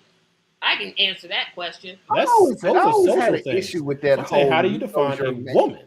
Like, That's how 'cause you they would can't- define a woman. 'cause you They would can't put say a whole that- bunch of social things into it. That's how. Know your place as a woman while you're sitting as a sitting But Marlon, they senator, will as say a it all sitting the time. congresswoman. But they Amy will Comey Barrett Barrett. would love nothing more than to give her seat to a white man and then go home. Right. Then why did she even become a judge? Because her role is to help correct the problem that made her necessary. Yep. Gotta get rid of Roe v. Wade. There's that whole objective is to get rid of Roe v. Wade. That's all they want to do. That's all they talk about. Let's just forget about the child when they actually grow up and they need food and clothing. The moment they're born, they don't care. That's it. Once you're born, that's it. And not only that, I'll even push back at them further. Like the ones who say that this is. First of all, I challenge their faith in God because their rationale for after the child is born is God's will. But if you trust God's power, then and God says, I knew you yet when you were in your mother's belly or whatever it was. Womb. So that means God is in control before you were born, and God was in control after you're born. So why is it only after the baby's born that you can now trust God? You don't trust God before that? If God doesn't want this person to have an abortion, don't you think God is powerful enough to make sure that doesn't happen? So it's like, I challenge their faith. And then on top of that, if you want to say that a woman needs to have a child because it's all of our interest to protect the unborn child, well, what about prenatal care? What about free health care so we can make sure that she's taken care of? What about housing support and all these? I would challenge them using that argument because Tracy hit it right on the head. I'm protecting this unborn child. But once the child is born, the child is born, that's it. You shouldn't have had unprotected sex. That was your fault. They don't even want to protect the unborn child. No, because of to course protect they don't. the unborn child is to make sure that the mother has the mother and the father, because the father is Joseph in these weird situations, who is trying to make sure that Mary is taken care of as she's bringing forth Jesus. So if you really care about the unborn child, you don't want anyone to be without health care and nutritional assistance. But good if you truly care. But they don't. And that's why I'm like, people who vote Republicans let their emotions in their they let the people who they elect get away with the most obvious hypocrisy ever. Like, no, I agree. I had a I'm brother. like, y'all just because they say, we should end the child life starts at conception. Okay, let's just say that's what you believe. So why can't, when the child is born, you make sure the child has health care, you make sure the child has food, you make sure the mother is taken care of, you make sure that the mother's children are taken care of? Nope, can't do it. Yeah, that's not our responsibility to actually put money on it. Yeah. We're supposed to care about it. We're not supposed to put money on it. We want to tell you what to do with your bodies. But if you make the decision to keep the child, we didn't tell. No, we can't do that. I had a brother tell me once that he could never vote for a Democrat because Democrats are not anti-abortion, and on that alone, he votes for Republicans. And he was a coworker, so I couldn't go into it. But it's just like, was this person black? Yes, he was black. And not all skin folk. The thing that throws me off is if that's what you believe, fine. If that's what you believe, fine, but be consistent. Yeah. So if you believe that the Democrats or the liberals are wrong because they will allow a person to kill a baby, right? Because that's how they view it. Why aren't you as much in arms to make sure that everything that precedes that is taken care of?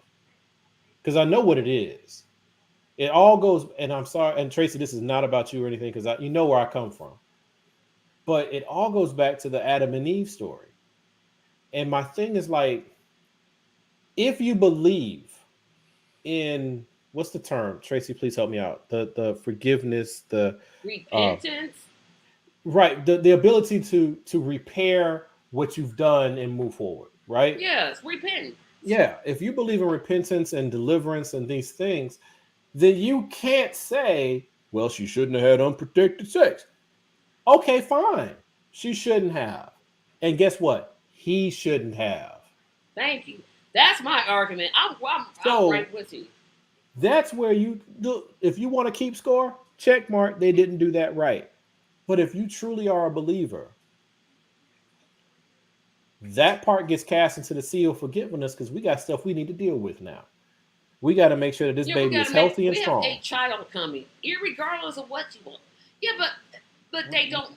They know the politicians know that they're hypocrites, but their base, they're just like, stop abortion. Okay, my question is, you stopped it. What you gonna do about the child? And they don't do nothing about orphans. No, nope. The foster system is a nightmare. 400,000 children. Nightmare. 400,000 children are in orphanages. Why, Republicans? And you know a lot. Why? This is the part that people don't know or don't focus on because we're just trying to look at these children as forgotten creatures. Most of the children who are in foster care, they're not there because their parents didn't have an abortion. Most of them are in there because something tragic happened where their mother and father or mother died. Yep. And there was nowhere else for them to go.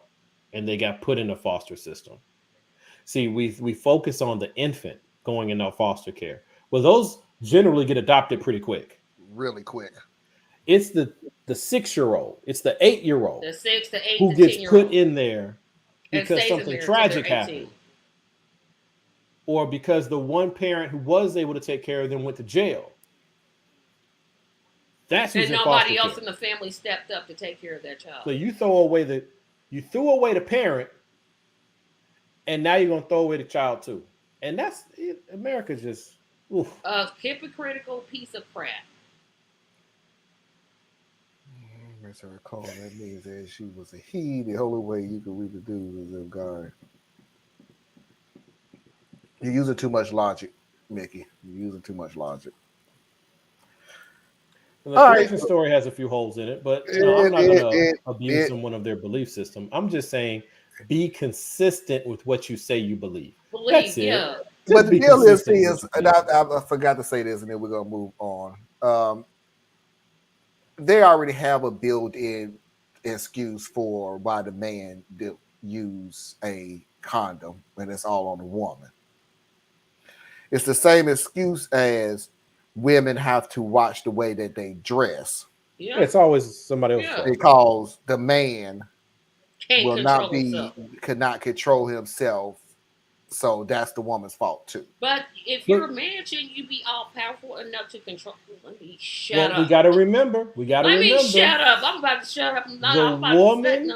The woman, according to these strict doctrinalist people, the woman is to blame for the fall of Adam. Adam would have been just fine if not for Eve. The creation of sin. So they blame her and therefore all womankind for being weaker than the man because she first succumbed to the trickery of the devil. So if you boil it forward, it's always has come down to controlling that woman, even though she is the life spring, right? We plant the seed. Guess who grows it? Guess who nurtures it? It has stretch marks and postpartum and depression and all these other things. But the Bible does say that the cost of their disobedience is that she would suffer through childbirth and he would suffer through the sweat of his brow. And it's completely misconstrued, but it's enough to let people who just want to use power have their way. And they can twist it and turn it. I'm like, nah, that ain't what, nah. And they completely ignore, the first chapter of Genesis. But, whatever. So God didn't give Adam free will. One would think that he would have said no. He could have said no, but see, Eve was given to him as his helpmate. So she had the same responsibility as Adam as it relates to being faithful to the covenant. He had more responsibility as far as his responsibilities towards creation, but she was responsible for the covenant equal to him, and she broke the covenant and led to him breaking the covenant. So they blame her for him and then blame them. It's on my Facebook page. Oh, so Mickey, you still out of jail? Oh, okay. She still got a Facebook page, is what I'm impressed with. That's what I'm saying. Wait a minute. She's still not in jail. You, and I descended from Lilith the snake and well, brother. I'm finna get off this subject. Yeah, let's next clip, I'm please. gonna move on.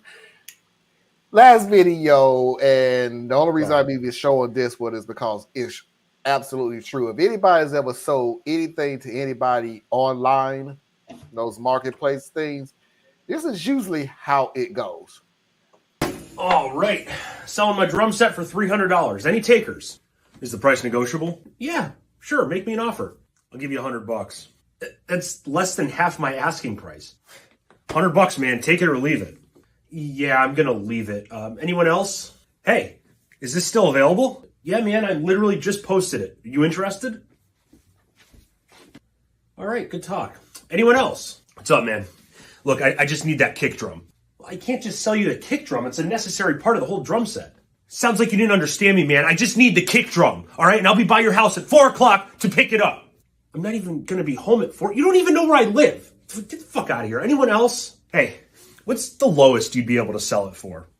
Well, I'm asking $300 for it, so I'd like to get close to that, but make me an offer. Nah, man, let's cut the bullshit. Let's save some time. I'll just pay the lowest price you'd be willing to take. All right, does anyone have a serious offer here? What's up, man? I'm your guy.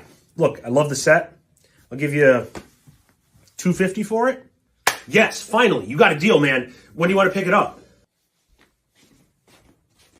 What the fuck?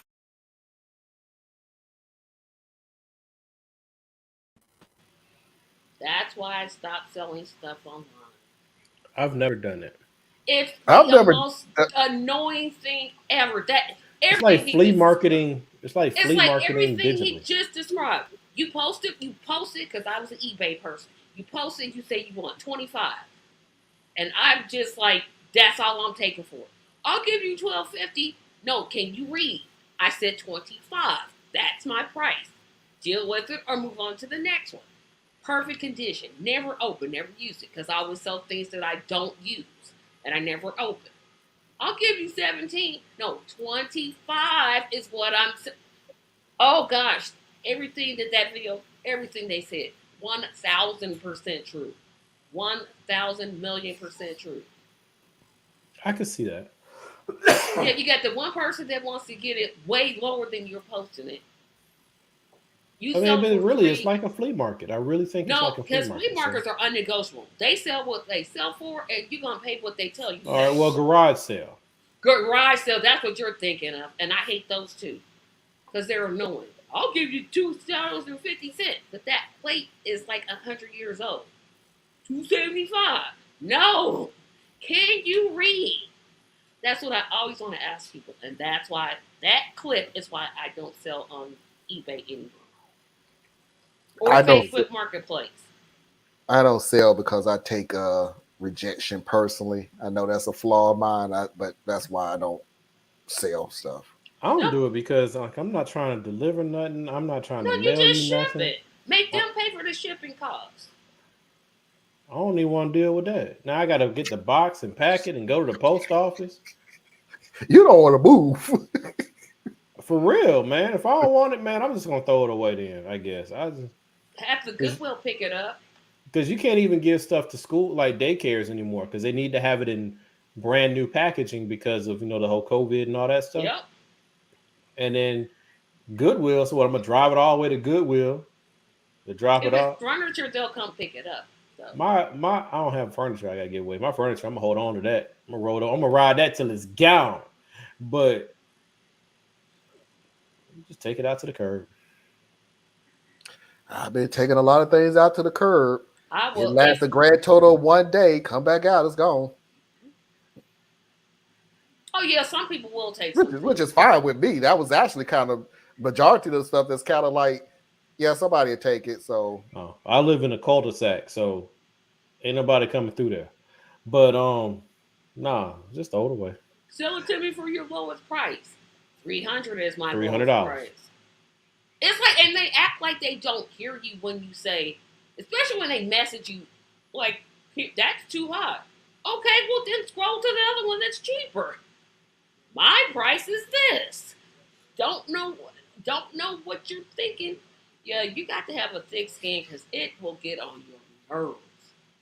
I have a Habitat store just a few miles down the road from me. Donating, they charge really low prices. Then renewing my cabin. I got a lot Yep, of the stuff. Habitat Yeah, I'm stores gonna are go to good. them when it's I've time never for heard me of to that. finish the day. A Habitat store is a really good place, and it's It's an mostly a ethical lot for goodwill. more construction and building things. Mm-hmm. It's a great place where you do that. So, such as when I said I was going to rebuild the deck, I'm even going to have a screen door so you can walk out and to the backyard and things like that. I can get the screen door from them. I don't have to buy a new door. Who And it'd be a donates a good screen door? to Who go out. donates a screen door? The majority of the things you get It's is from from housing construction projects that they sites didn't that just finish. like, I Yeah. don't need this anymore. Or I I don't bought want too to. many. Yeah, Yeah, like I a bought too housing, many. like This people ain't who build selling. houses, they just give them to the Habitat stores and let them sell it Yeah. because they bought too many. This ain't selling no more, and I'm not gonna hold on Yep. to clutter my warehouse. So here you go. I need rocks, but I don't want to pay all that money for rocks. Everybody wants too much money for rocks. Great, blood pressure is back in the good range. I'm lit, and the show is gonna be over soon. Yeah, kinda. All right, guys. I'm gonna drop you offline because I just have something that I need to get off my chest. It's nothing personal. Just Oh, great. We're about to get fussed at. Yeah. though, just hang in there. I love you, Tracy. So Mafia, I have a small little confession to make. I've been doing the whole fake it till you make it scenario for a while now. And my mind is not really in the right place the way I want it to be. And I can tell you exactly what my breaking point was / is because I'm still not over this fact. My breaking point was, well, it was a twofold. It was one when I saw the little 8-year-old kid being arrested by the police. And that just really triggered me because it's just kind of pissing me off now. The second is, what most of y'all don't know is there is a app / you could go on your side of your YouTube page and see the numbers. You use these numbers to correlate what's working, what's not working, what people are interested in, how many views you have, so on and so forth. My video that I did on the very first Black female United States Supreme Court justice got a grand total of 12 views.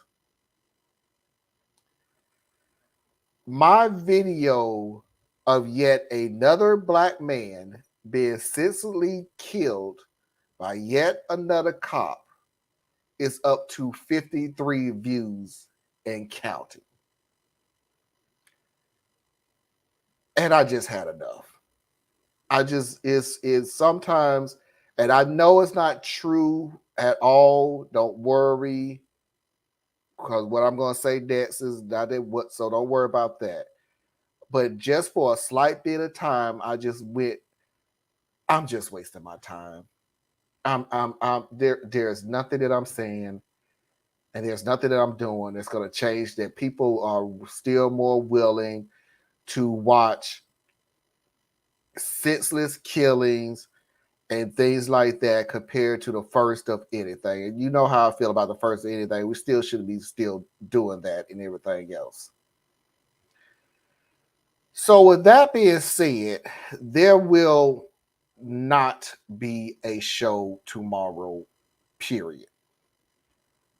I need to take a break and I need to step away. I need to get my mind right because I know what I said, that I'm just not doing anything is not true. That I'm not getting through to a lot of people is not true. I understand that.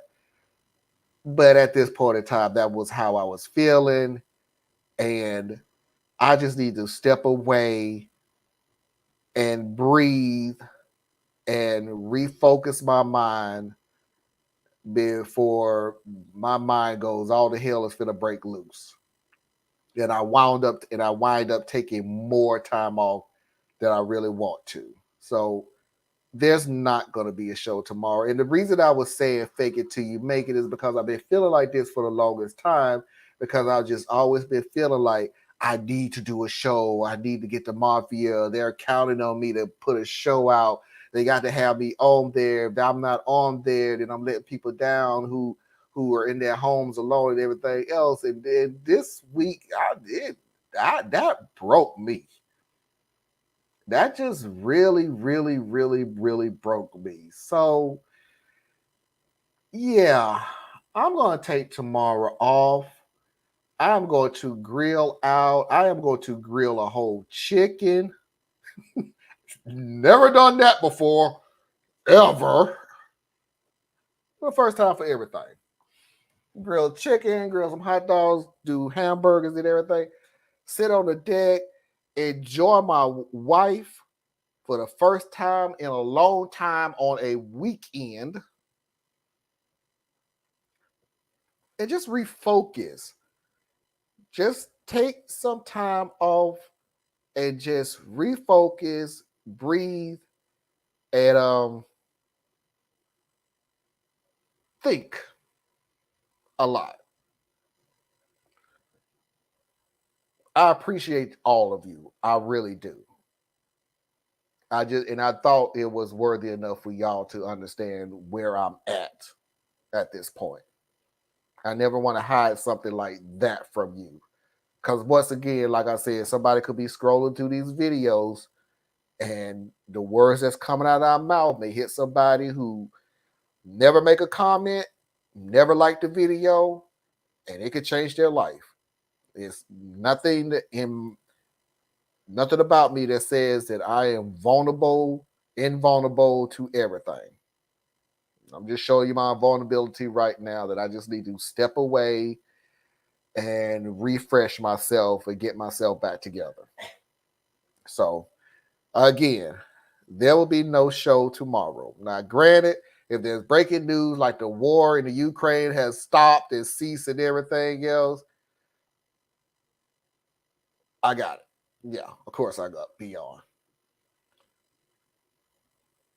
But it has to be something phenomenal. And I like to say it is not, but it may be. So, I don't know. But just to come on, I don't see it. I'm just going to chill out tomorrow, y'all, and just get myself together so we can get back to work next week. So that's it. That's me off my soapbox. So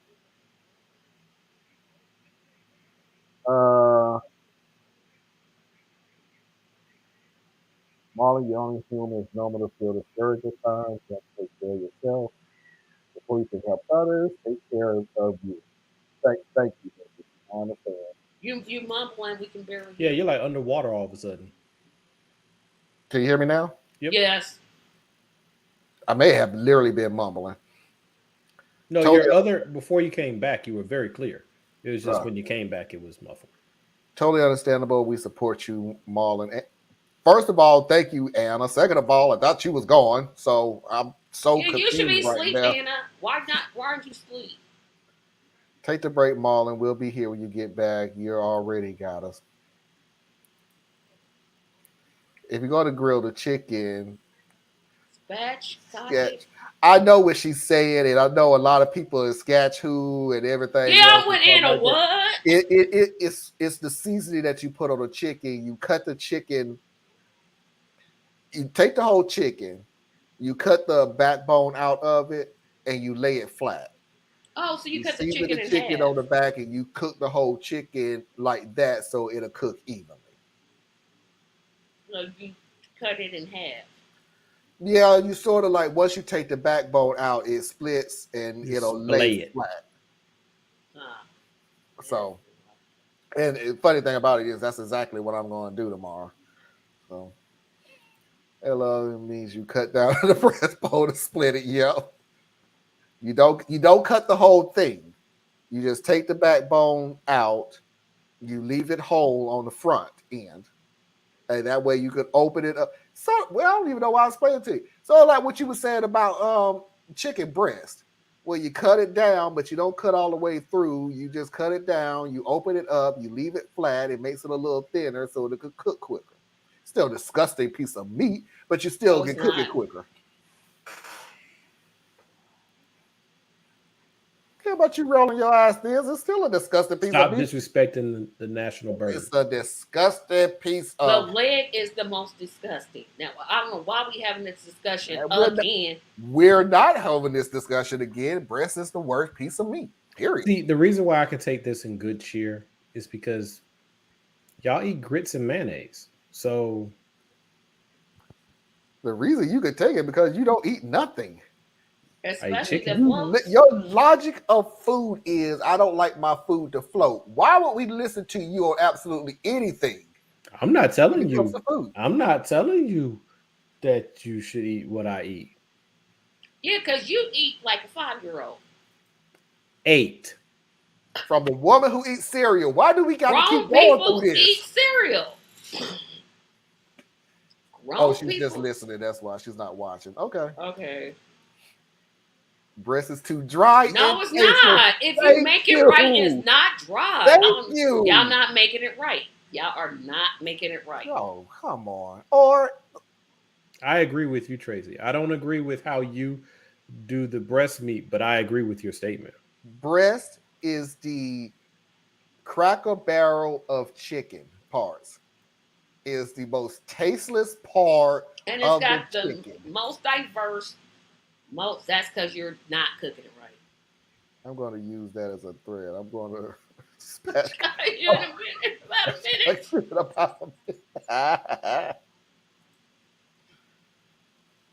and I wouldn't buy boneless, skinless. That's what the. Well, the skin gives it the flavor. Now that's just crazy to buy. The bone gives it the flavor. I thought it was the skin. The bone. No, it doesn't. Oh my God. Bone and steak. Marlon thinks because he cooked a steak. That doesn't give it flavor. It gives it steak. Bone end of a steak doesn't give it flavor. No, it just gives it structure. Oh, and then it cuts your gum when you're trying to get that little piece of meat. No, so now you got to use a finger to try to flavor. Everybody knows that. I ain't said Everybody to pick knows up the that. steak and eat it like a wok while you're gonna cut the steak out of the bone. The bone doesn't have flavor. It's the fat that gives it flavor. I don't know what you're talking about. It's the fat and how you season it. That's yeah, exactly. Did you bother marinating it? Did you rub the seasoning in, or did you just sprinkle it up there? But you probably eat your meat mostly raw, so it's a whole different thing. Mickey, they're not gonna. They don't understand. Thing is, where do you think broth come from? But bones don't give it flavor. What I care about some broth. I'm sorry. Broth is just water. What that's I care about some broth. That's like 90% of it. You're talking to somebody who doesn't eat soup. What I care about some broth. I'm just saying. You know. Mickey, somebody think because they cooked a steak on a show one time that he just knows everything about cooking. I know DoorDash. Thank you. It's hard being the oldest. This is what you got to do. I only eat my steak. I eat my steak medium well, so that already counts me out in Marlon's book because you can't hear you can't feel the pain of when you eat my steak. Like my steak's dead. His, you can still like taste the whimper, right? You can I taste do not you can like my taste the steaks tears. rare. I Medium don't See, like. y'all I like don't like y'all meat where mine. you can taste y'all can Well taste it. done. Nah, Y'all can that, taste the that's dying breath. I don't want to taste the dying breath. I want it to be Oh, dead. you want to sit there and take 15, 20 minutes per chew per piece of steak. No, that's well done. But that raw stuff that y'all be eating, that takes a long time to chew too. Because I sat there and tried to eat some of that old bloody mess, and I'm like, if it's bloody, they didn't even cook it right. No, if it's rare, it's bloody. If it's rare, it's nasty. I don't even have my steak rare. I did mine medium rare. It's medium rare or medium. That's raw. All you did was That's not sear the raw. outside of the meat. That's not the same thing as cooking Hot it. pink is not I don't like raw. gravy either, Mickey. So what you Hot talking pink about? is medium. Anything that has the word rare in it is raw. All I know is I don't do DoorDash. gravy They got either, they so got an I'm app, not taking and you that. can order anything on it that you want. I don't Now. eat gravy. Yeah, gravy is like disgusting. For what? Then people are like, let's put it on top of a biscuit. Why would I want to put gravy on top of a biscuit? Whoa. Now, sausage gravy now. That's That's disgusting. It's got disgusting mushrooms too. in it. Ick. It's nasty too. Well, whatever. Sausage gravy biscuits are disgusting. As they say, I guess that's just how y'all was raised. Oh, what a monster. And put a little bit of vinegar when you cooking the bones. It leads the. Mickey, you're That was Susan. I ain't cooking bones. I ain't Susan. cooking bones. I guess I'm just I need bougie. flavor. I could use that thing called salt and pepper. Yeah, there's a whole drawer full of spices. I mean, they just got them. There's bouillon, there's paprika, there's thyme, there's mint, there's plenty of flavors.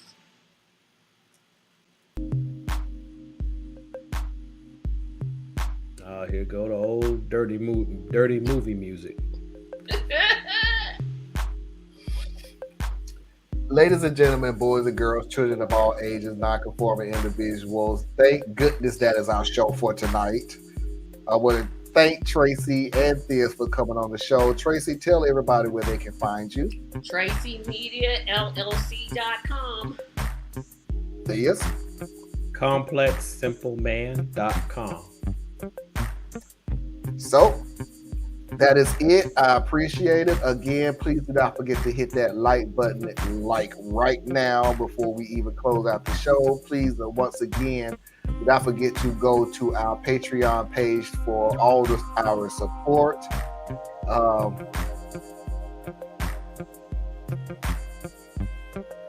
Night to you, Mickey. Before I became a vegetarian, I was actually eating raw meat. Indeed, an 8-year-old son is a bit. Yeah. Oh no, that's not going to happen. All right. Well, that is it for our show tonight. I appreciate everybody coming out. I appreciate all the support. And until next time, we will see you when we see you. Peace.